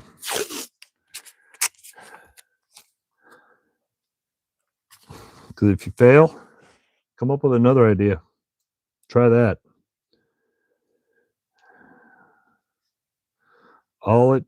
You can fail 100 times, but if you succeed on that 101st time, you found the right way to do it.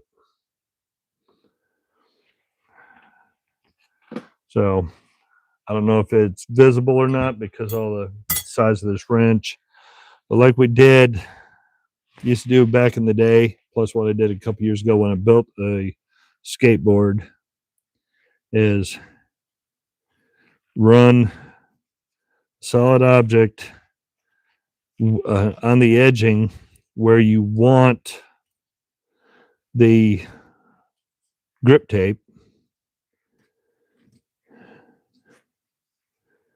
You it puts a nice little crease.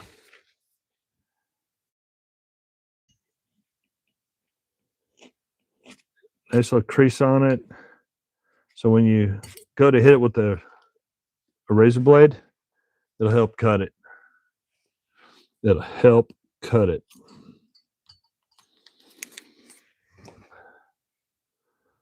So we come in.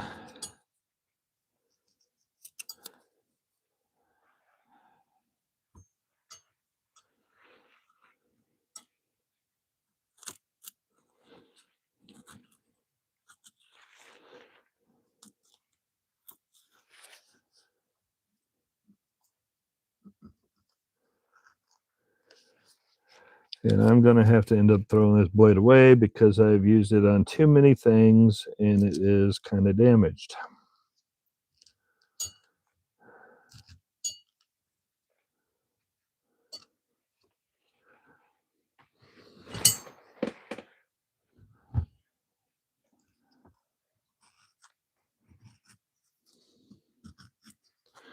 And by doing that, because what we used to use a the round shank of a screwdriver when we scrubbed the outer edge of a skateboard deck when we were going to retape them. And what it does is it does that. Not perfect, but it'll should help keep the bluing from, hopefully, it'll keep the bluing from seeping around.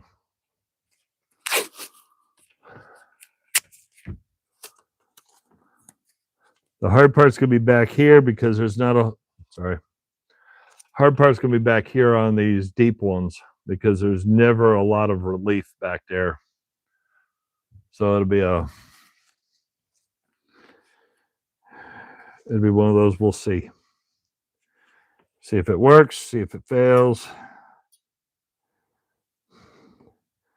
If it fails, I am not afraid to just go ahead and glue the whole stinking thing, even on the inside. I just thought it'd be kind of interesting to have it with contrasting colors. Kind of like I did with that big 2-inch wrench where the handle was blued and then the two sides of the face was shiny and then the outside edges. But the inside was blued and then the whole handle was blued.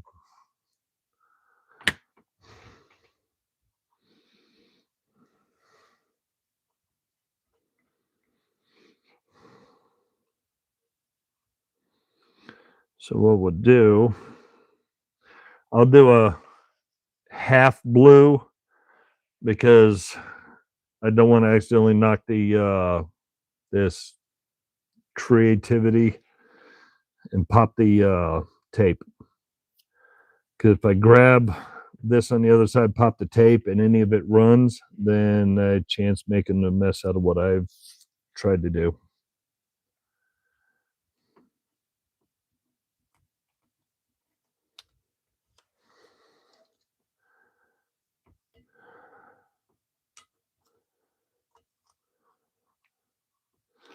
But it ain't gonna be perfect, just like a skateboard deck. It'd be close. I'm sure it'd be good enough.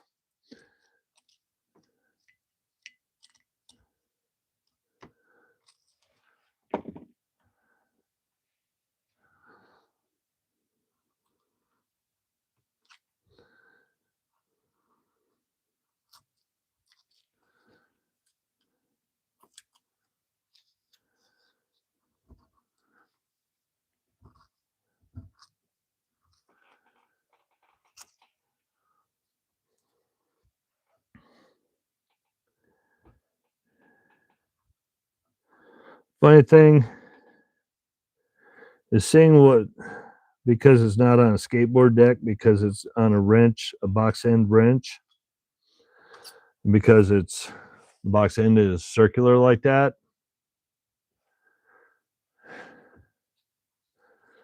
The way it is,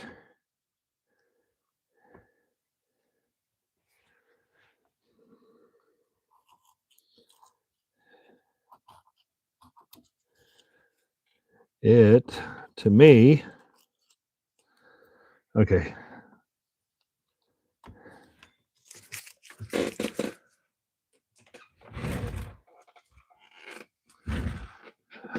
Looks like a drum head.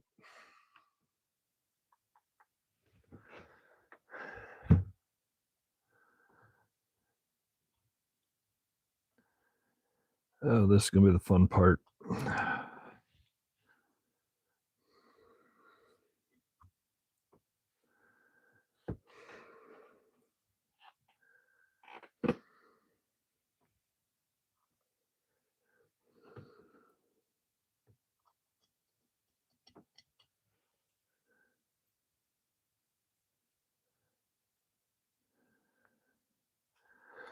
This is about as much fun as masking an RC car to paint.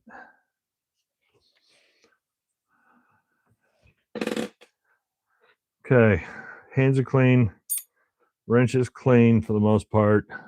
That's kind of taped off close enough. I said let's go for broke. Give it a shot and see what we got.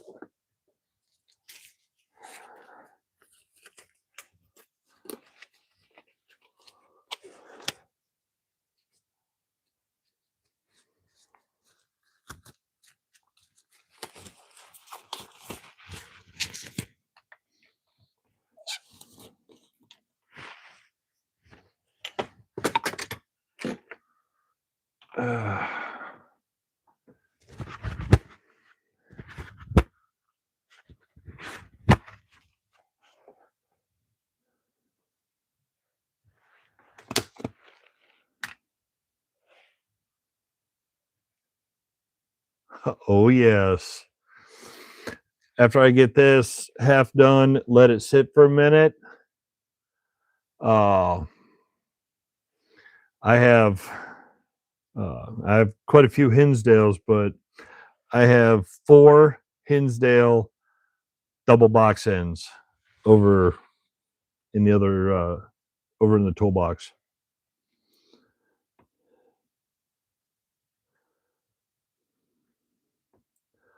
This is the part that's slow, tedious, and boring.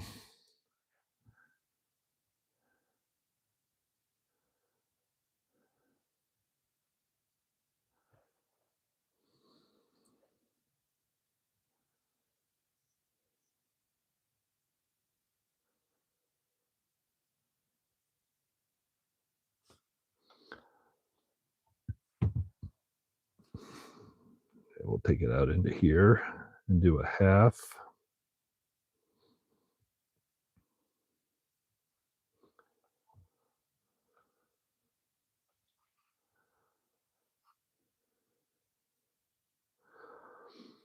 I don't mind bluing unless it's a wrench that is really got a lot of texture or pitting, but it still looks good enough to use, even with all the texture and pitting, because it makes it so hard to get the bluing into all the cracks, crevices.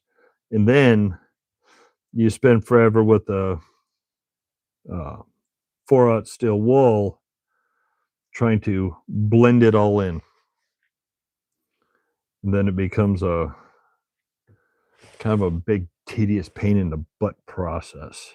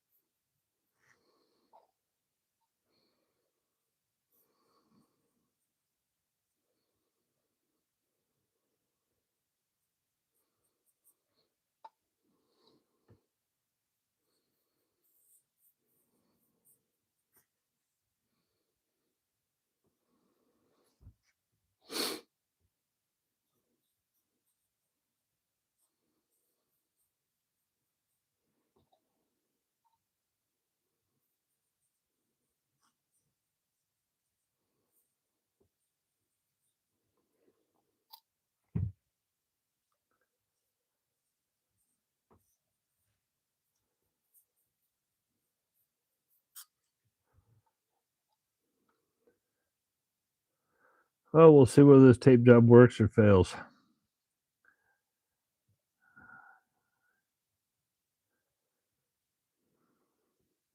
Probably going to have some discoloring because of materials that the end is made out of, the hammering and abuse that this wrench has taken. Because anybody knows when you do metal on metal and hammer and hit and bang it into stuff, you actually still have transfer. People say, "Oh, you can't do that." Oh yeah, metal hitting metal, you transfer. Whichever is the hardest of the metals will transfer a little bit into the other metal. Might not be super visible to the naked eye, but metal transfer still happens. And when you start bluing, you can see where impacts are because it doesn't always come clean. Okay. Let that sit. Give it a minute or two.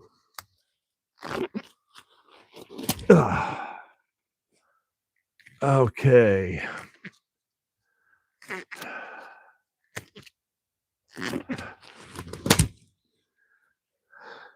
Okay. Cleaning up a very old Velchek wrench that was all rusty crusty, and now starting the bluing process to give it some color. Give it that old industrial color.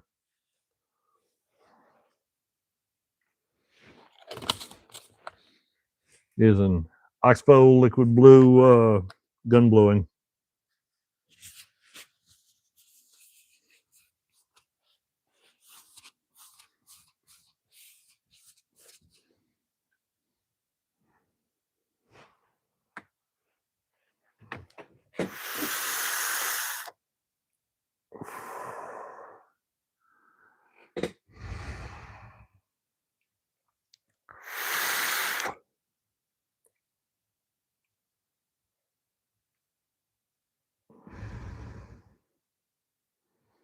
Okay.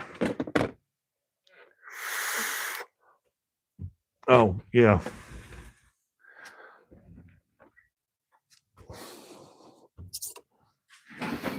Dum, dum, dum.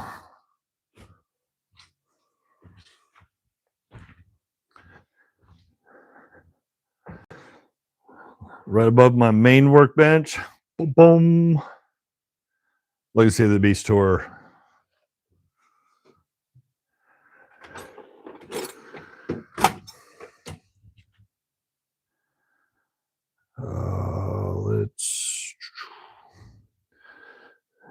There we go. So 3/4, 25, 30 seconds, 7/8, 13 sixteenths, 1 inch, 15 sixteenths, another 1 inch, 15 sixteenths, all Hinsdale.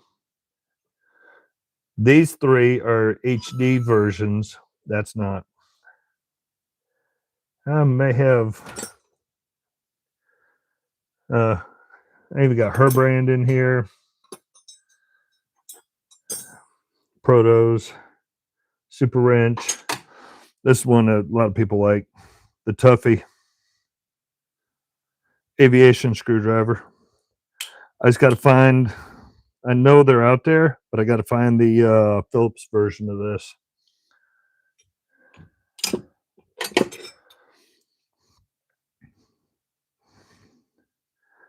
I'd cleaned this one up a while ago, blued this one. Because I thought this one just needed to be blued. Just like this old tractor wrench.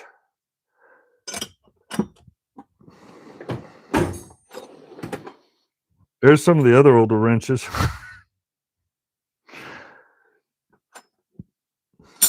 Got a few. Billings. There you go. Underline C Craftsman.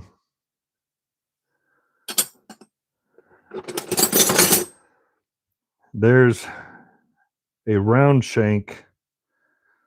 This got to be turn of the century. Late 1800s, early 1900s.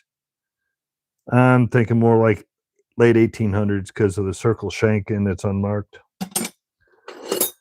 Proto Los Angeles. Everybody can get a good laugh. JCPenney's. Oh, there's one. Top. I think this is the one, when I looked up the emblem, is the one that the company become Echo.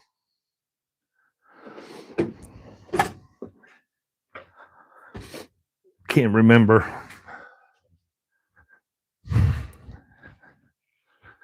Now, speaking of Hinsdale, I know where that. I know why I originally came over here. Not for those.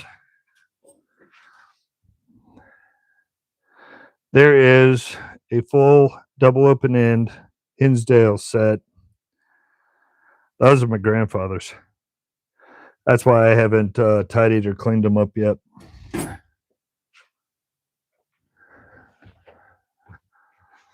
Because they were his, I want to practice more, especially with the metal that Hinsdale wrenches are made out of. Because those Hinsdale wrenches, you notice they have a different color and they have a different feel to them. So I think the metals are different, and I don't want to attack it, let's say a war wheel or something, and end up causing any waves or gullies in it.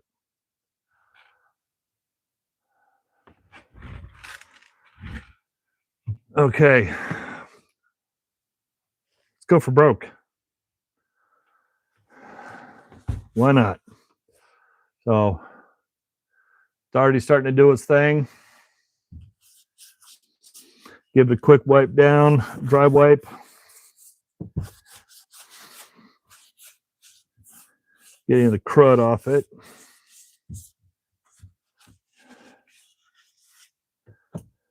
Now, move this because I'm going to make a wire mesh mess. 4/0 steel wool.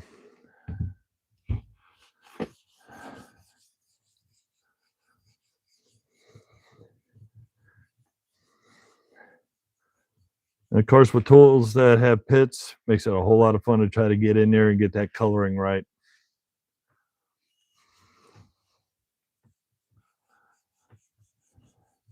But I'm hoping for a nice light gray add to the existing color of the wrench. That way it gives it that old industrial look to it. That's the game plan. That's what my squirrels said may or may not work. So let's say if the squirrels had a good idea.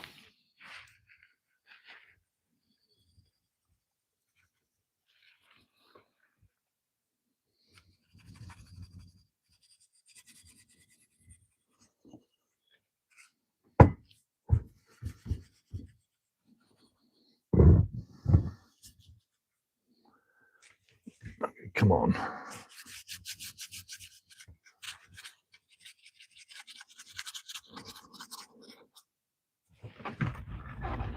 Well, that's a chunk of steel wool. I was trying to figure out what went flying.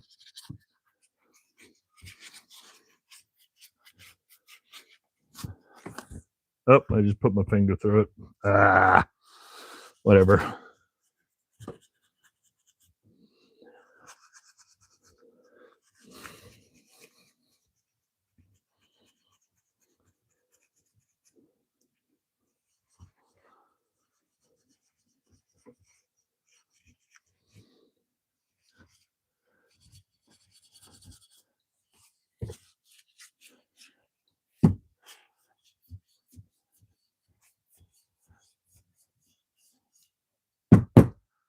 So anybody that knows the joys of playing with steel wool is that nice pile of metal. One of my I do this all the time over on I got an old piece of countertop on my prime bench, and I do this all the time over there. Makes it so much easier to clean up. Get some cleaner on a rag.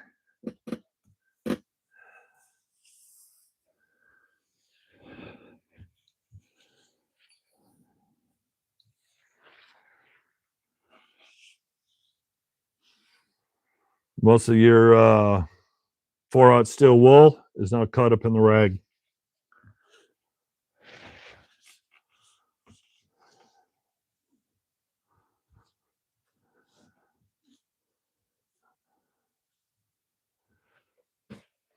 So still well cleaned up. Hey, Rusty Daves, how's it going? So had an old crusty little wrench, cleaned it up. My squirrels got loose.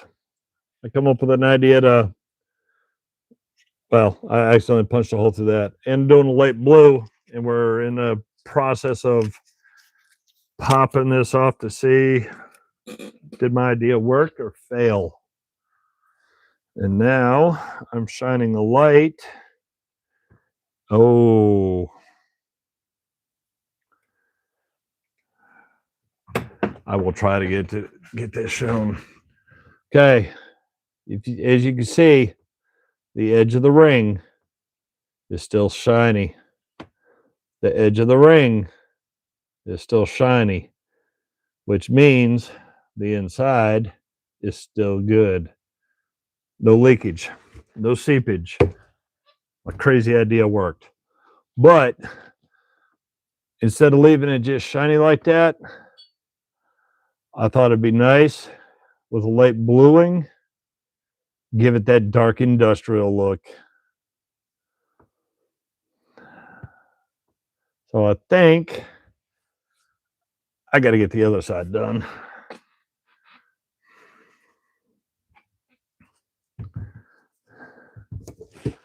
Okay, let me get caught up here since I've been.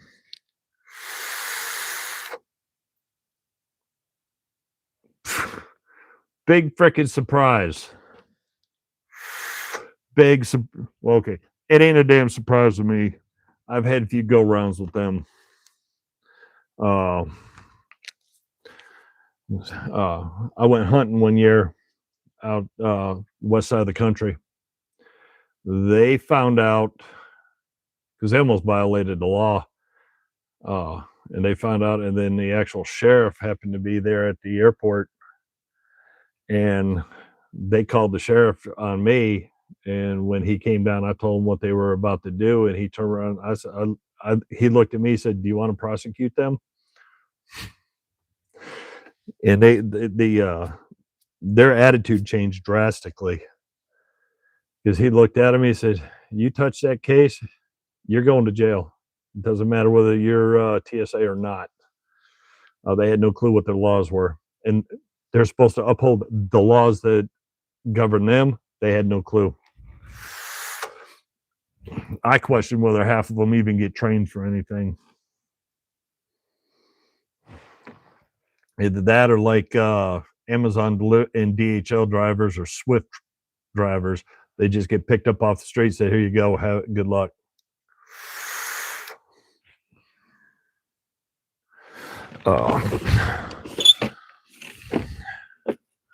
Well, since you're back over on that side, you need 30 cents?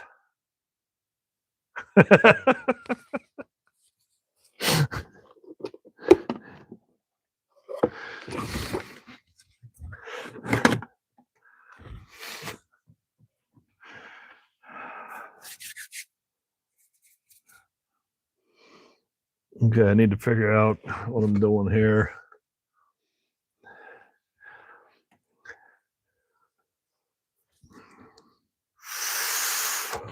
It was funny as I was videoing my mom about a month or so ago, and we were talking about some of the YouTubers, especially those just north of us.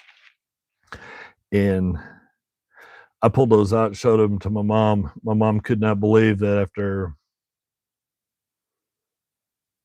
40 plus years that I still had those. Because I think I got those from Canadian Tire. I think I got those in the early to mid 80s. Need to tape this. So since you're kind of coming in on the second side, I had a crazy idea. Make sure my mic was still on. Is I'm going to tape the open ends.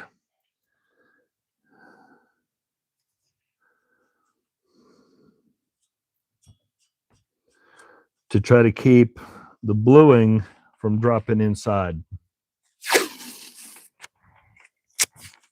Didn't know if my idea was going to work, but it worked on that side. And what I did, ooh, got a piece of wire stuck in me. There it is. Well, I have to dig that out later. But, oh, I'm going to have to dig that out now.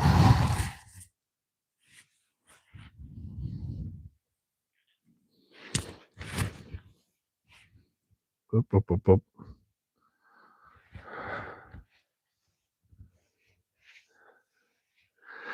How can a wire poke you? And then when you rub your hand across the shirt, you can't feel it.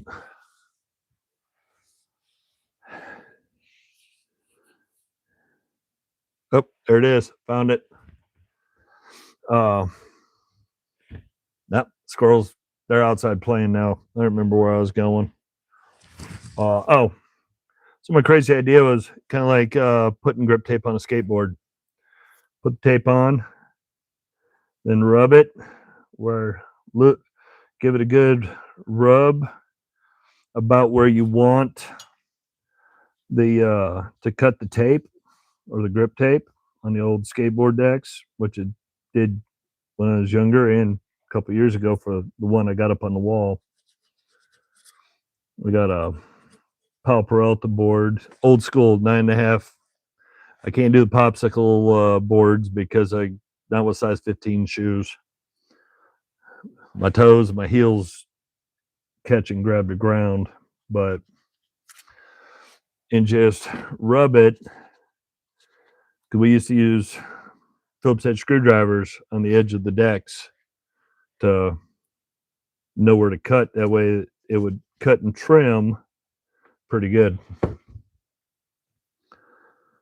So just rub it till it creates a good wear spot. When it creates a good wear spot, theoretically,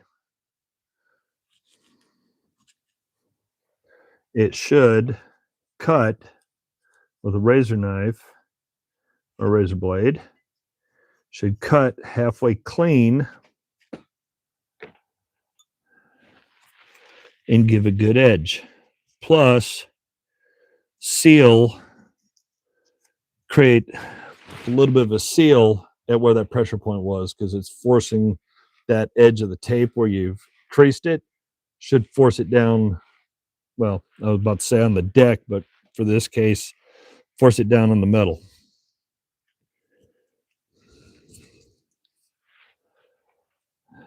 Then you just carefully take the razor blade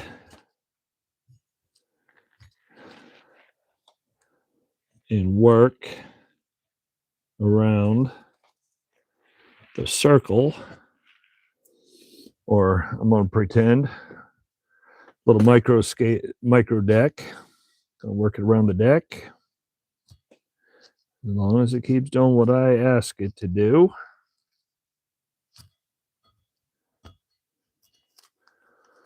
Then I should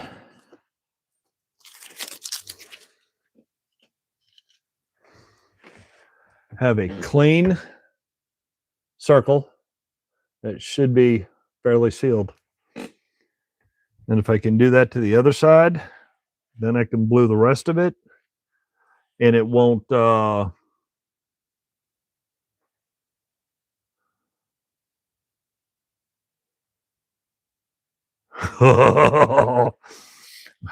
would be awesome, but I'm not artistic. It would look like a bonfire, because it would look like one big metal bonfire, because I am not artistic at all.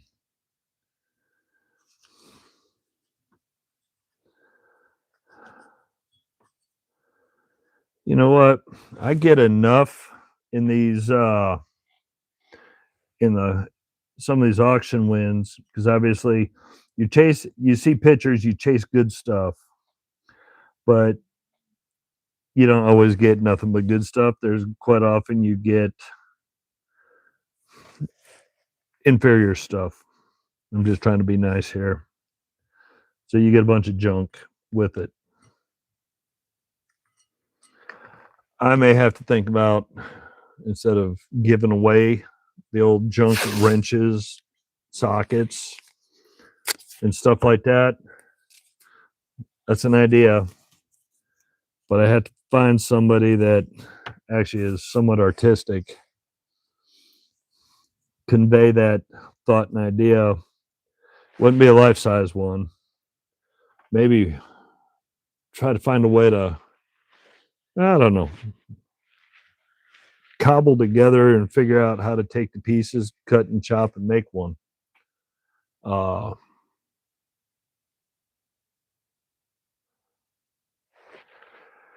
So what was their excuse? Because unless it's because of going across over. Because when I was in Arizona, I had my luggage was only, well, that was back when uh, my luggage was only about 33 pounds. But when I flew back, I was at 48, 49 pounds. And all the rest of that was all tools in my luggage that went in the plane. Or is that just something crossing the border where they had a tantrum?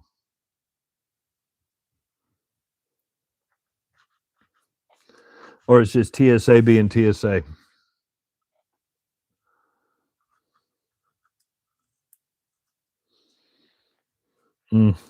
This one's going to be tough down here because of the deep drop in. There's not a lot of play to try to create that seam. I will do my best. That's all I can do. Try and do my best.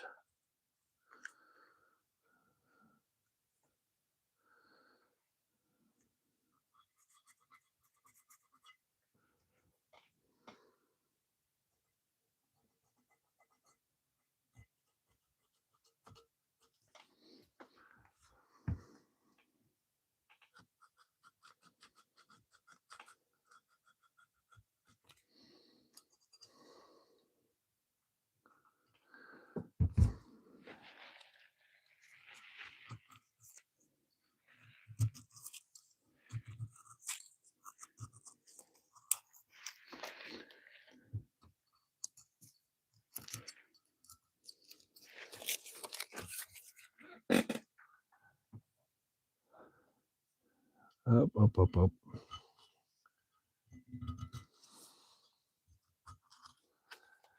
Come on, don't you dare. Okay, make sure I still had a good mic.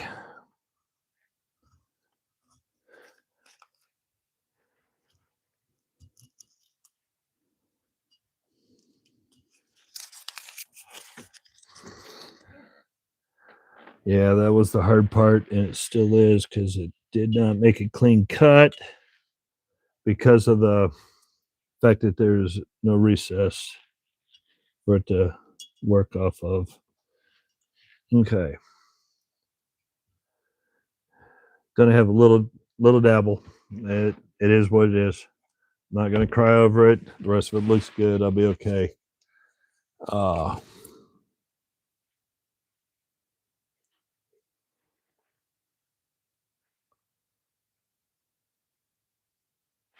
okay, I was gonna say I didn't realize that you were talking about carry on stuff. Yeah, carry on, there's limitations because of size, they're gonna treat it, and they're gonna treat some stupid stuff as a weapon. Um but what I've done in the past where I weighed my bag, especially when I was traveling, is there's times that I've had to put extra clothes on, and I mean wear multiple layers of clothes to offset the weight for stuff I brought home, just so I didn't play their games. Oh, so now Oh, about to say, I done lost it.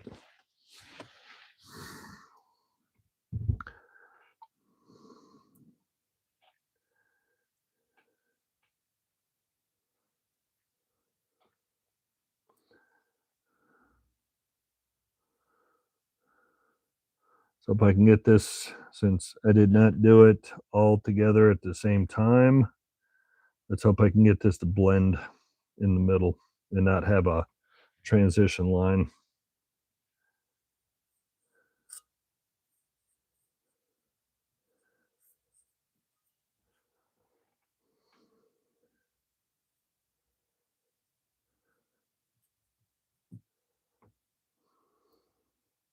There we go.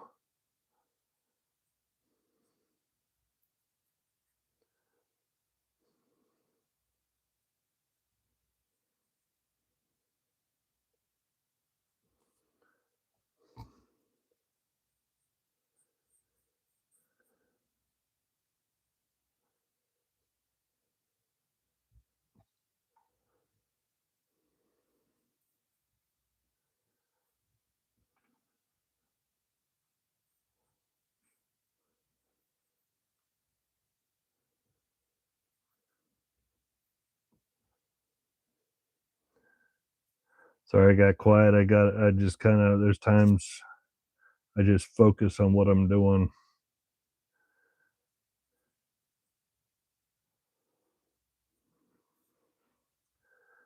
I think, what are they now? Well, back when I was a kid, they just said, "Well, you got ADHD," and that's all they cared about. And I think now they've identified quirks like this as hyper fixated.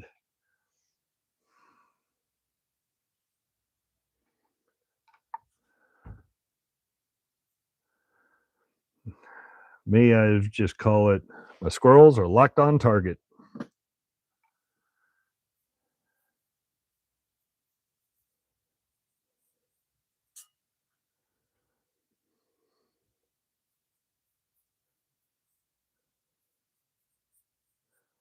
Oh, cool. There's a number 6 on this one. I didn't notice that before.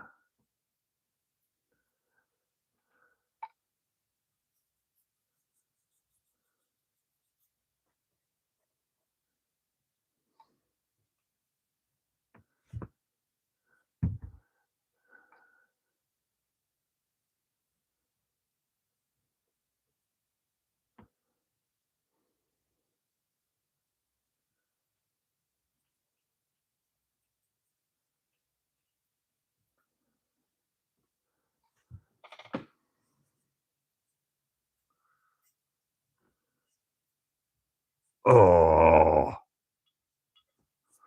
I got a tape turd there. Oops. Sorry, I tried to watch.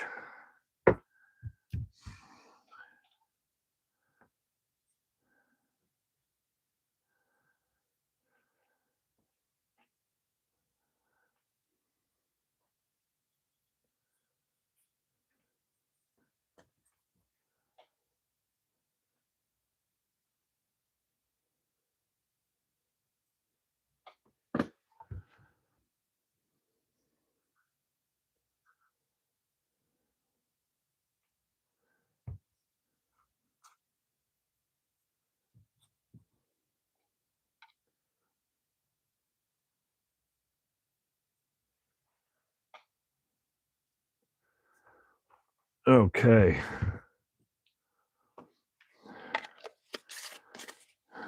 Time for beep, a break. Gotta let that sit and do its thing. Okay. Uh,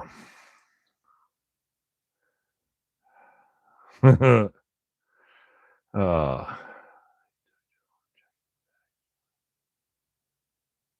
oh, I would have been, yeah. Sorry, I would have been knee deep. There would have been a, there would have been a big show going on. I would not have, yeah. If an airline wants to play that game and then TSA wants to go over the top and play that game, oh no. they're going to be getting a lot of people way over their pay grade that are going to get involved in stuff like that. It's one of those that, yeah, sorry, they got a little bit of authority that they think that they are the Texas Rangers back in the Wild West. So when I travel with certain things, I go to the TSA rules and regulations, and then I go through anything that could potentially impact what I'm traveling with. I highlight it so that way I can pull it out and turn around and say, "Here's your rules and your regulations. You're in violation." I have no problem banging heads with them.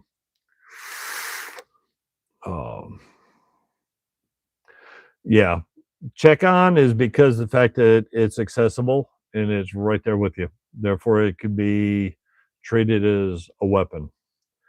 Um, but anything carry on, obviously, you're not going to be able to get down into the luggage bay in the aircraft to do anything dumb.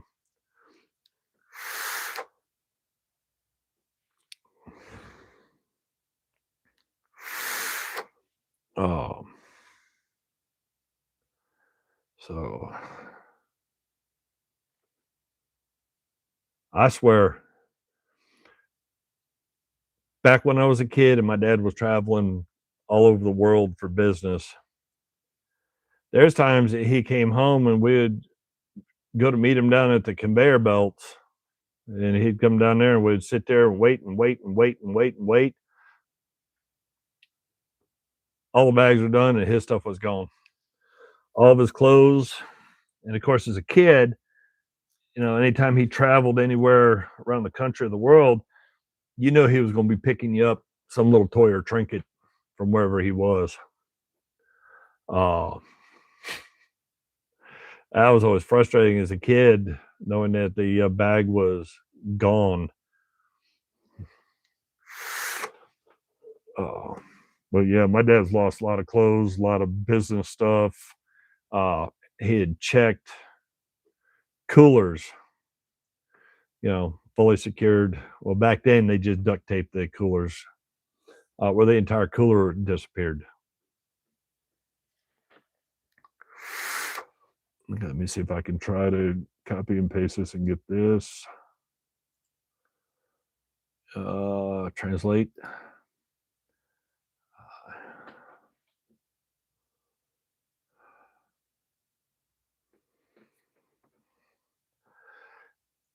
Body Talk 33. What we use is we go to alloy, as in metal alloy. It's alloy artifacts. And then it takes some time to get used to it, but that's where we go through digging, and we'll take a lot of time sifting through different manufacturers and stuff. And a lot of times you can identify a tool that you have, and then depends, because it doesn't cover all countries and all companies, but it could give you help. They also have a section, that's what I was looking at earlier, is it has the emblems. So trying to think of what I did with that.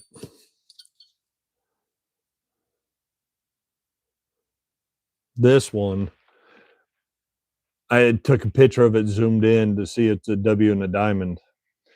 That right there, that's J.H. Williams, but you can match that up on the listing.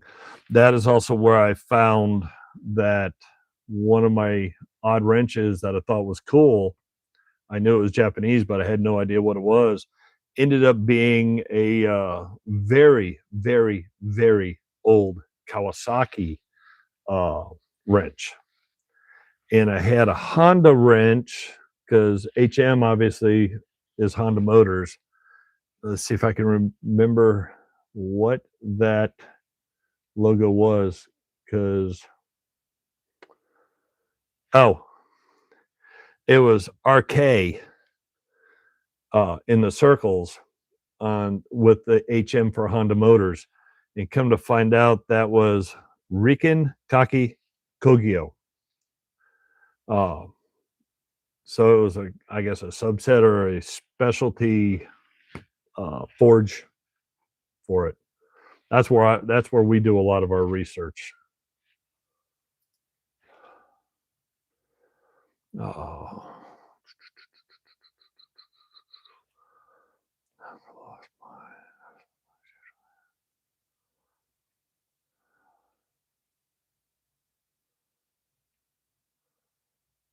Oh yeah. They questioned me once over because of the fact that I have had a license for a long time, and yeah, it didn't go well because I raised Cain with them, their supervisor, and their supervisor's supervisor. And when I threatened them with litigation over targeting, their attitude calmed down drastically because I basically confronted them and I was like, you know what? I said, you know what my ID, my driver's license does. And when you scan my driver's license, you know that it says that I have a concealed carry permit. I said, so when you do that and you try to mess with somebody, I said, that's targeting. I wasn't going to use the other word because too many people have said and used that word. So I used an alternate word and called it targeting. That changed their demeanor drastically. Um,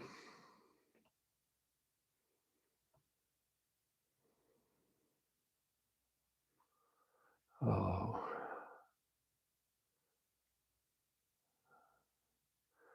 3-hour layover in Minneapolis.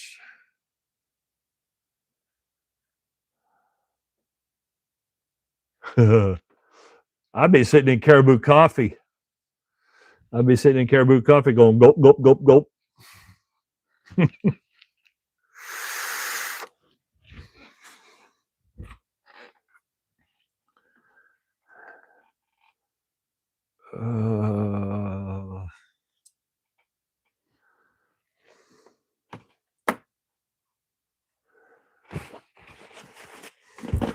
Let's give it a dry wipe to get any of the crusty residue off because I don't want that up in the steel wool.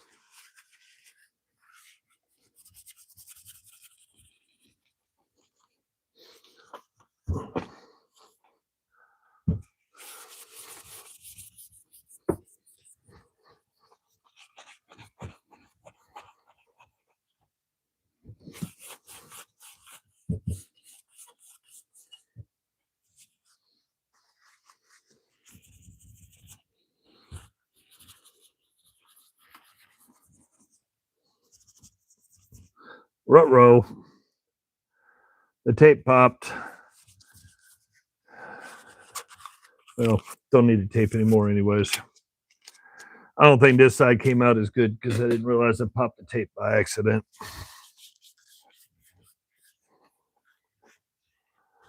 But I think it'll still be fine. It'll be all right. Okay. Set that up there. Now time to play with what's left of the steel wool. Now I gotta go full because I gotta try to blend it.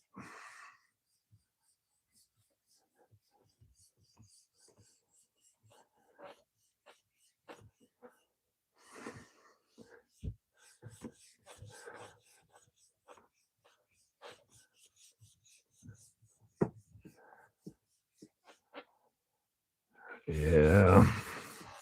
Got a couple splotches, but in the grand scheme of the planet, 99% of the people are not going to see the two splotches because the rest of it blended pretty good.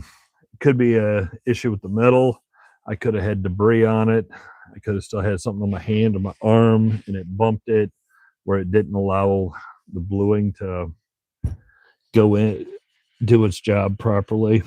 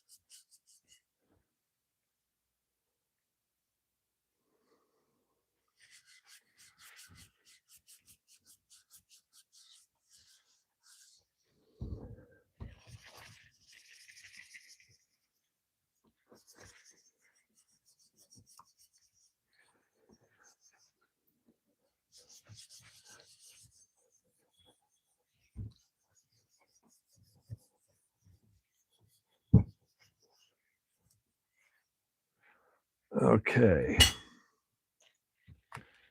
Do my little quick. And I keep knocking that thing off.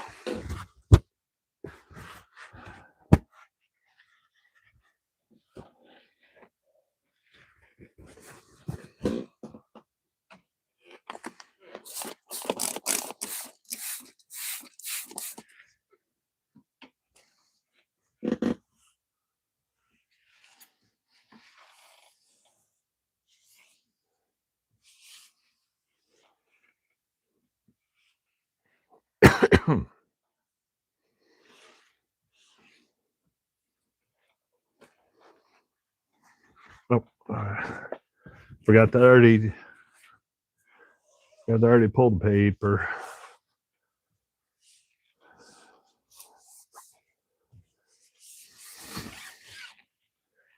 Okay, there we go. Quick cleanup. Now I need an actual raggy rag.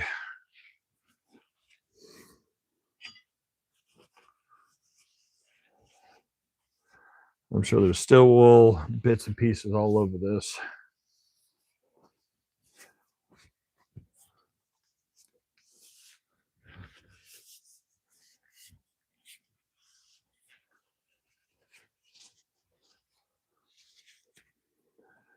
Okay, let me look.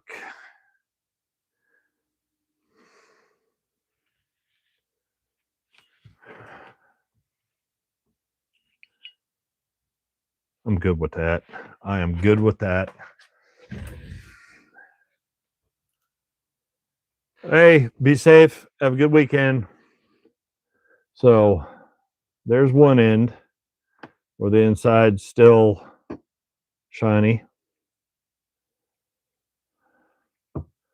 And the ring is still shiny. Ring's still shiny. Ring's still shiny. Insert's still shiny. Now, not easy to see because of reflection, but all the way around is blued. The main body is blued.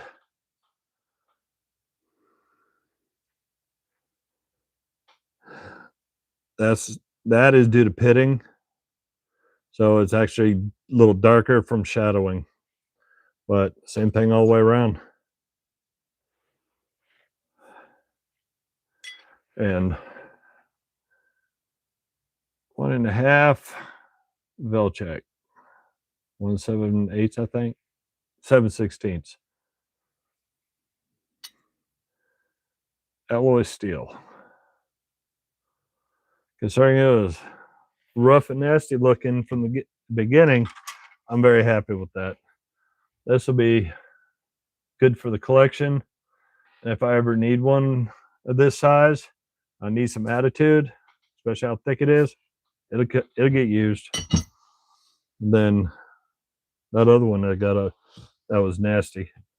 This one is rough because that is nothing but pitting. Looks like a sponge, but it still looks far better. It's good again.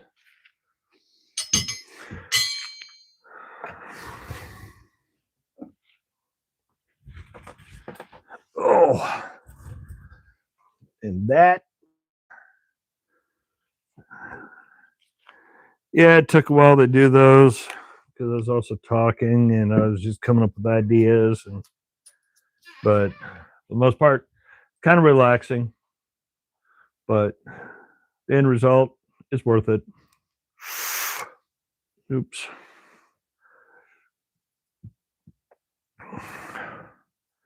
It's always nice to see old tools brought back to life where they're not trashed, scrapped. Uh, Condition that those were in, most people 30 and under would have looked at it, the rust and stuff on them, they would throw them in the trash or haul them off to the scrap yard, try to get some, get a couple bucks for them.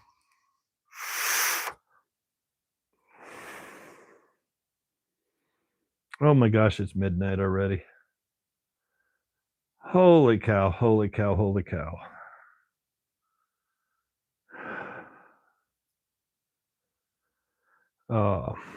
I got a boogie. I have a long day tomorrow. We got people's coming over. I just got caught up with the conversations and nitpicking these.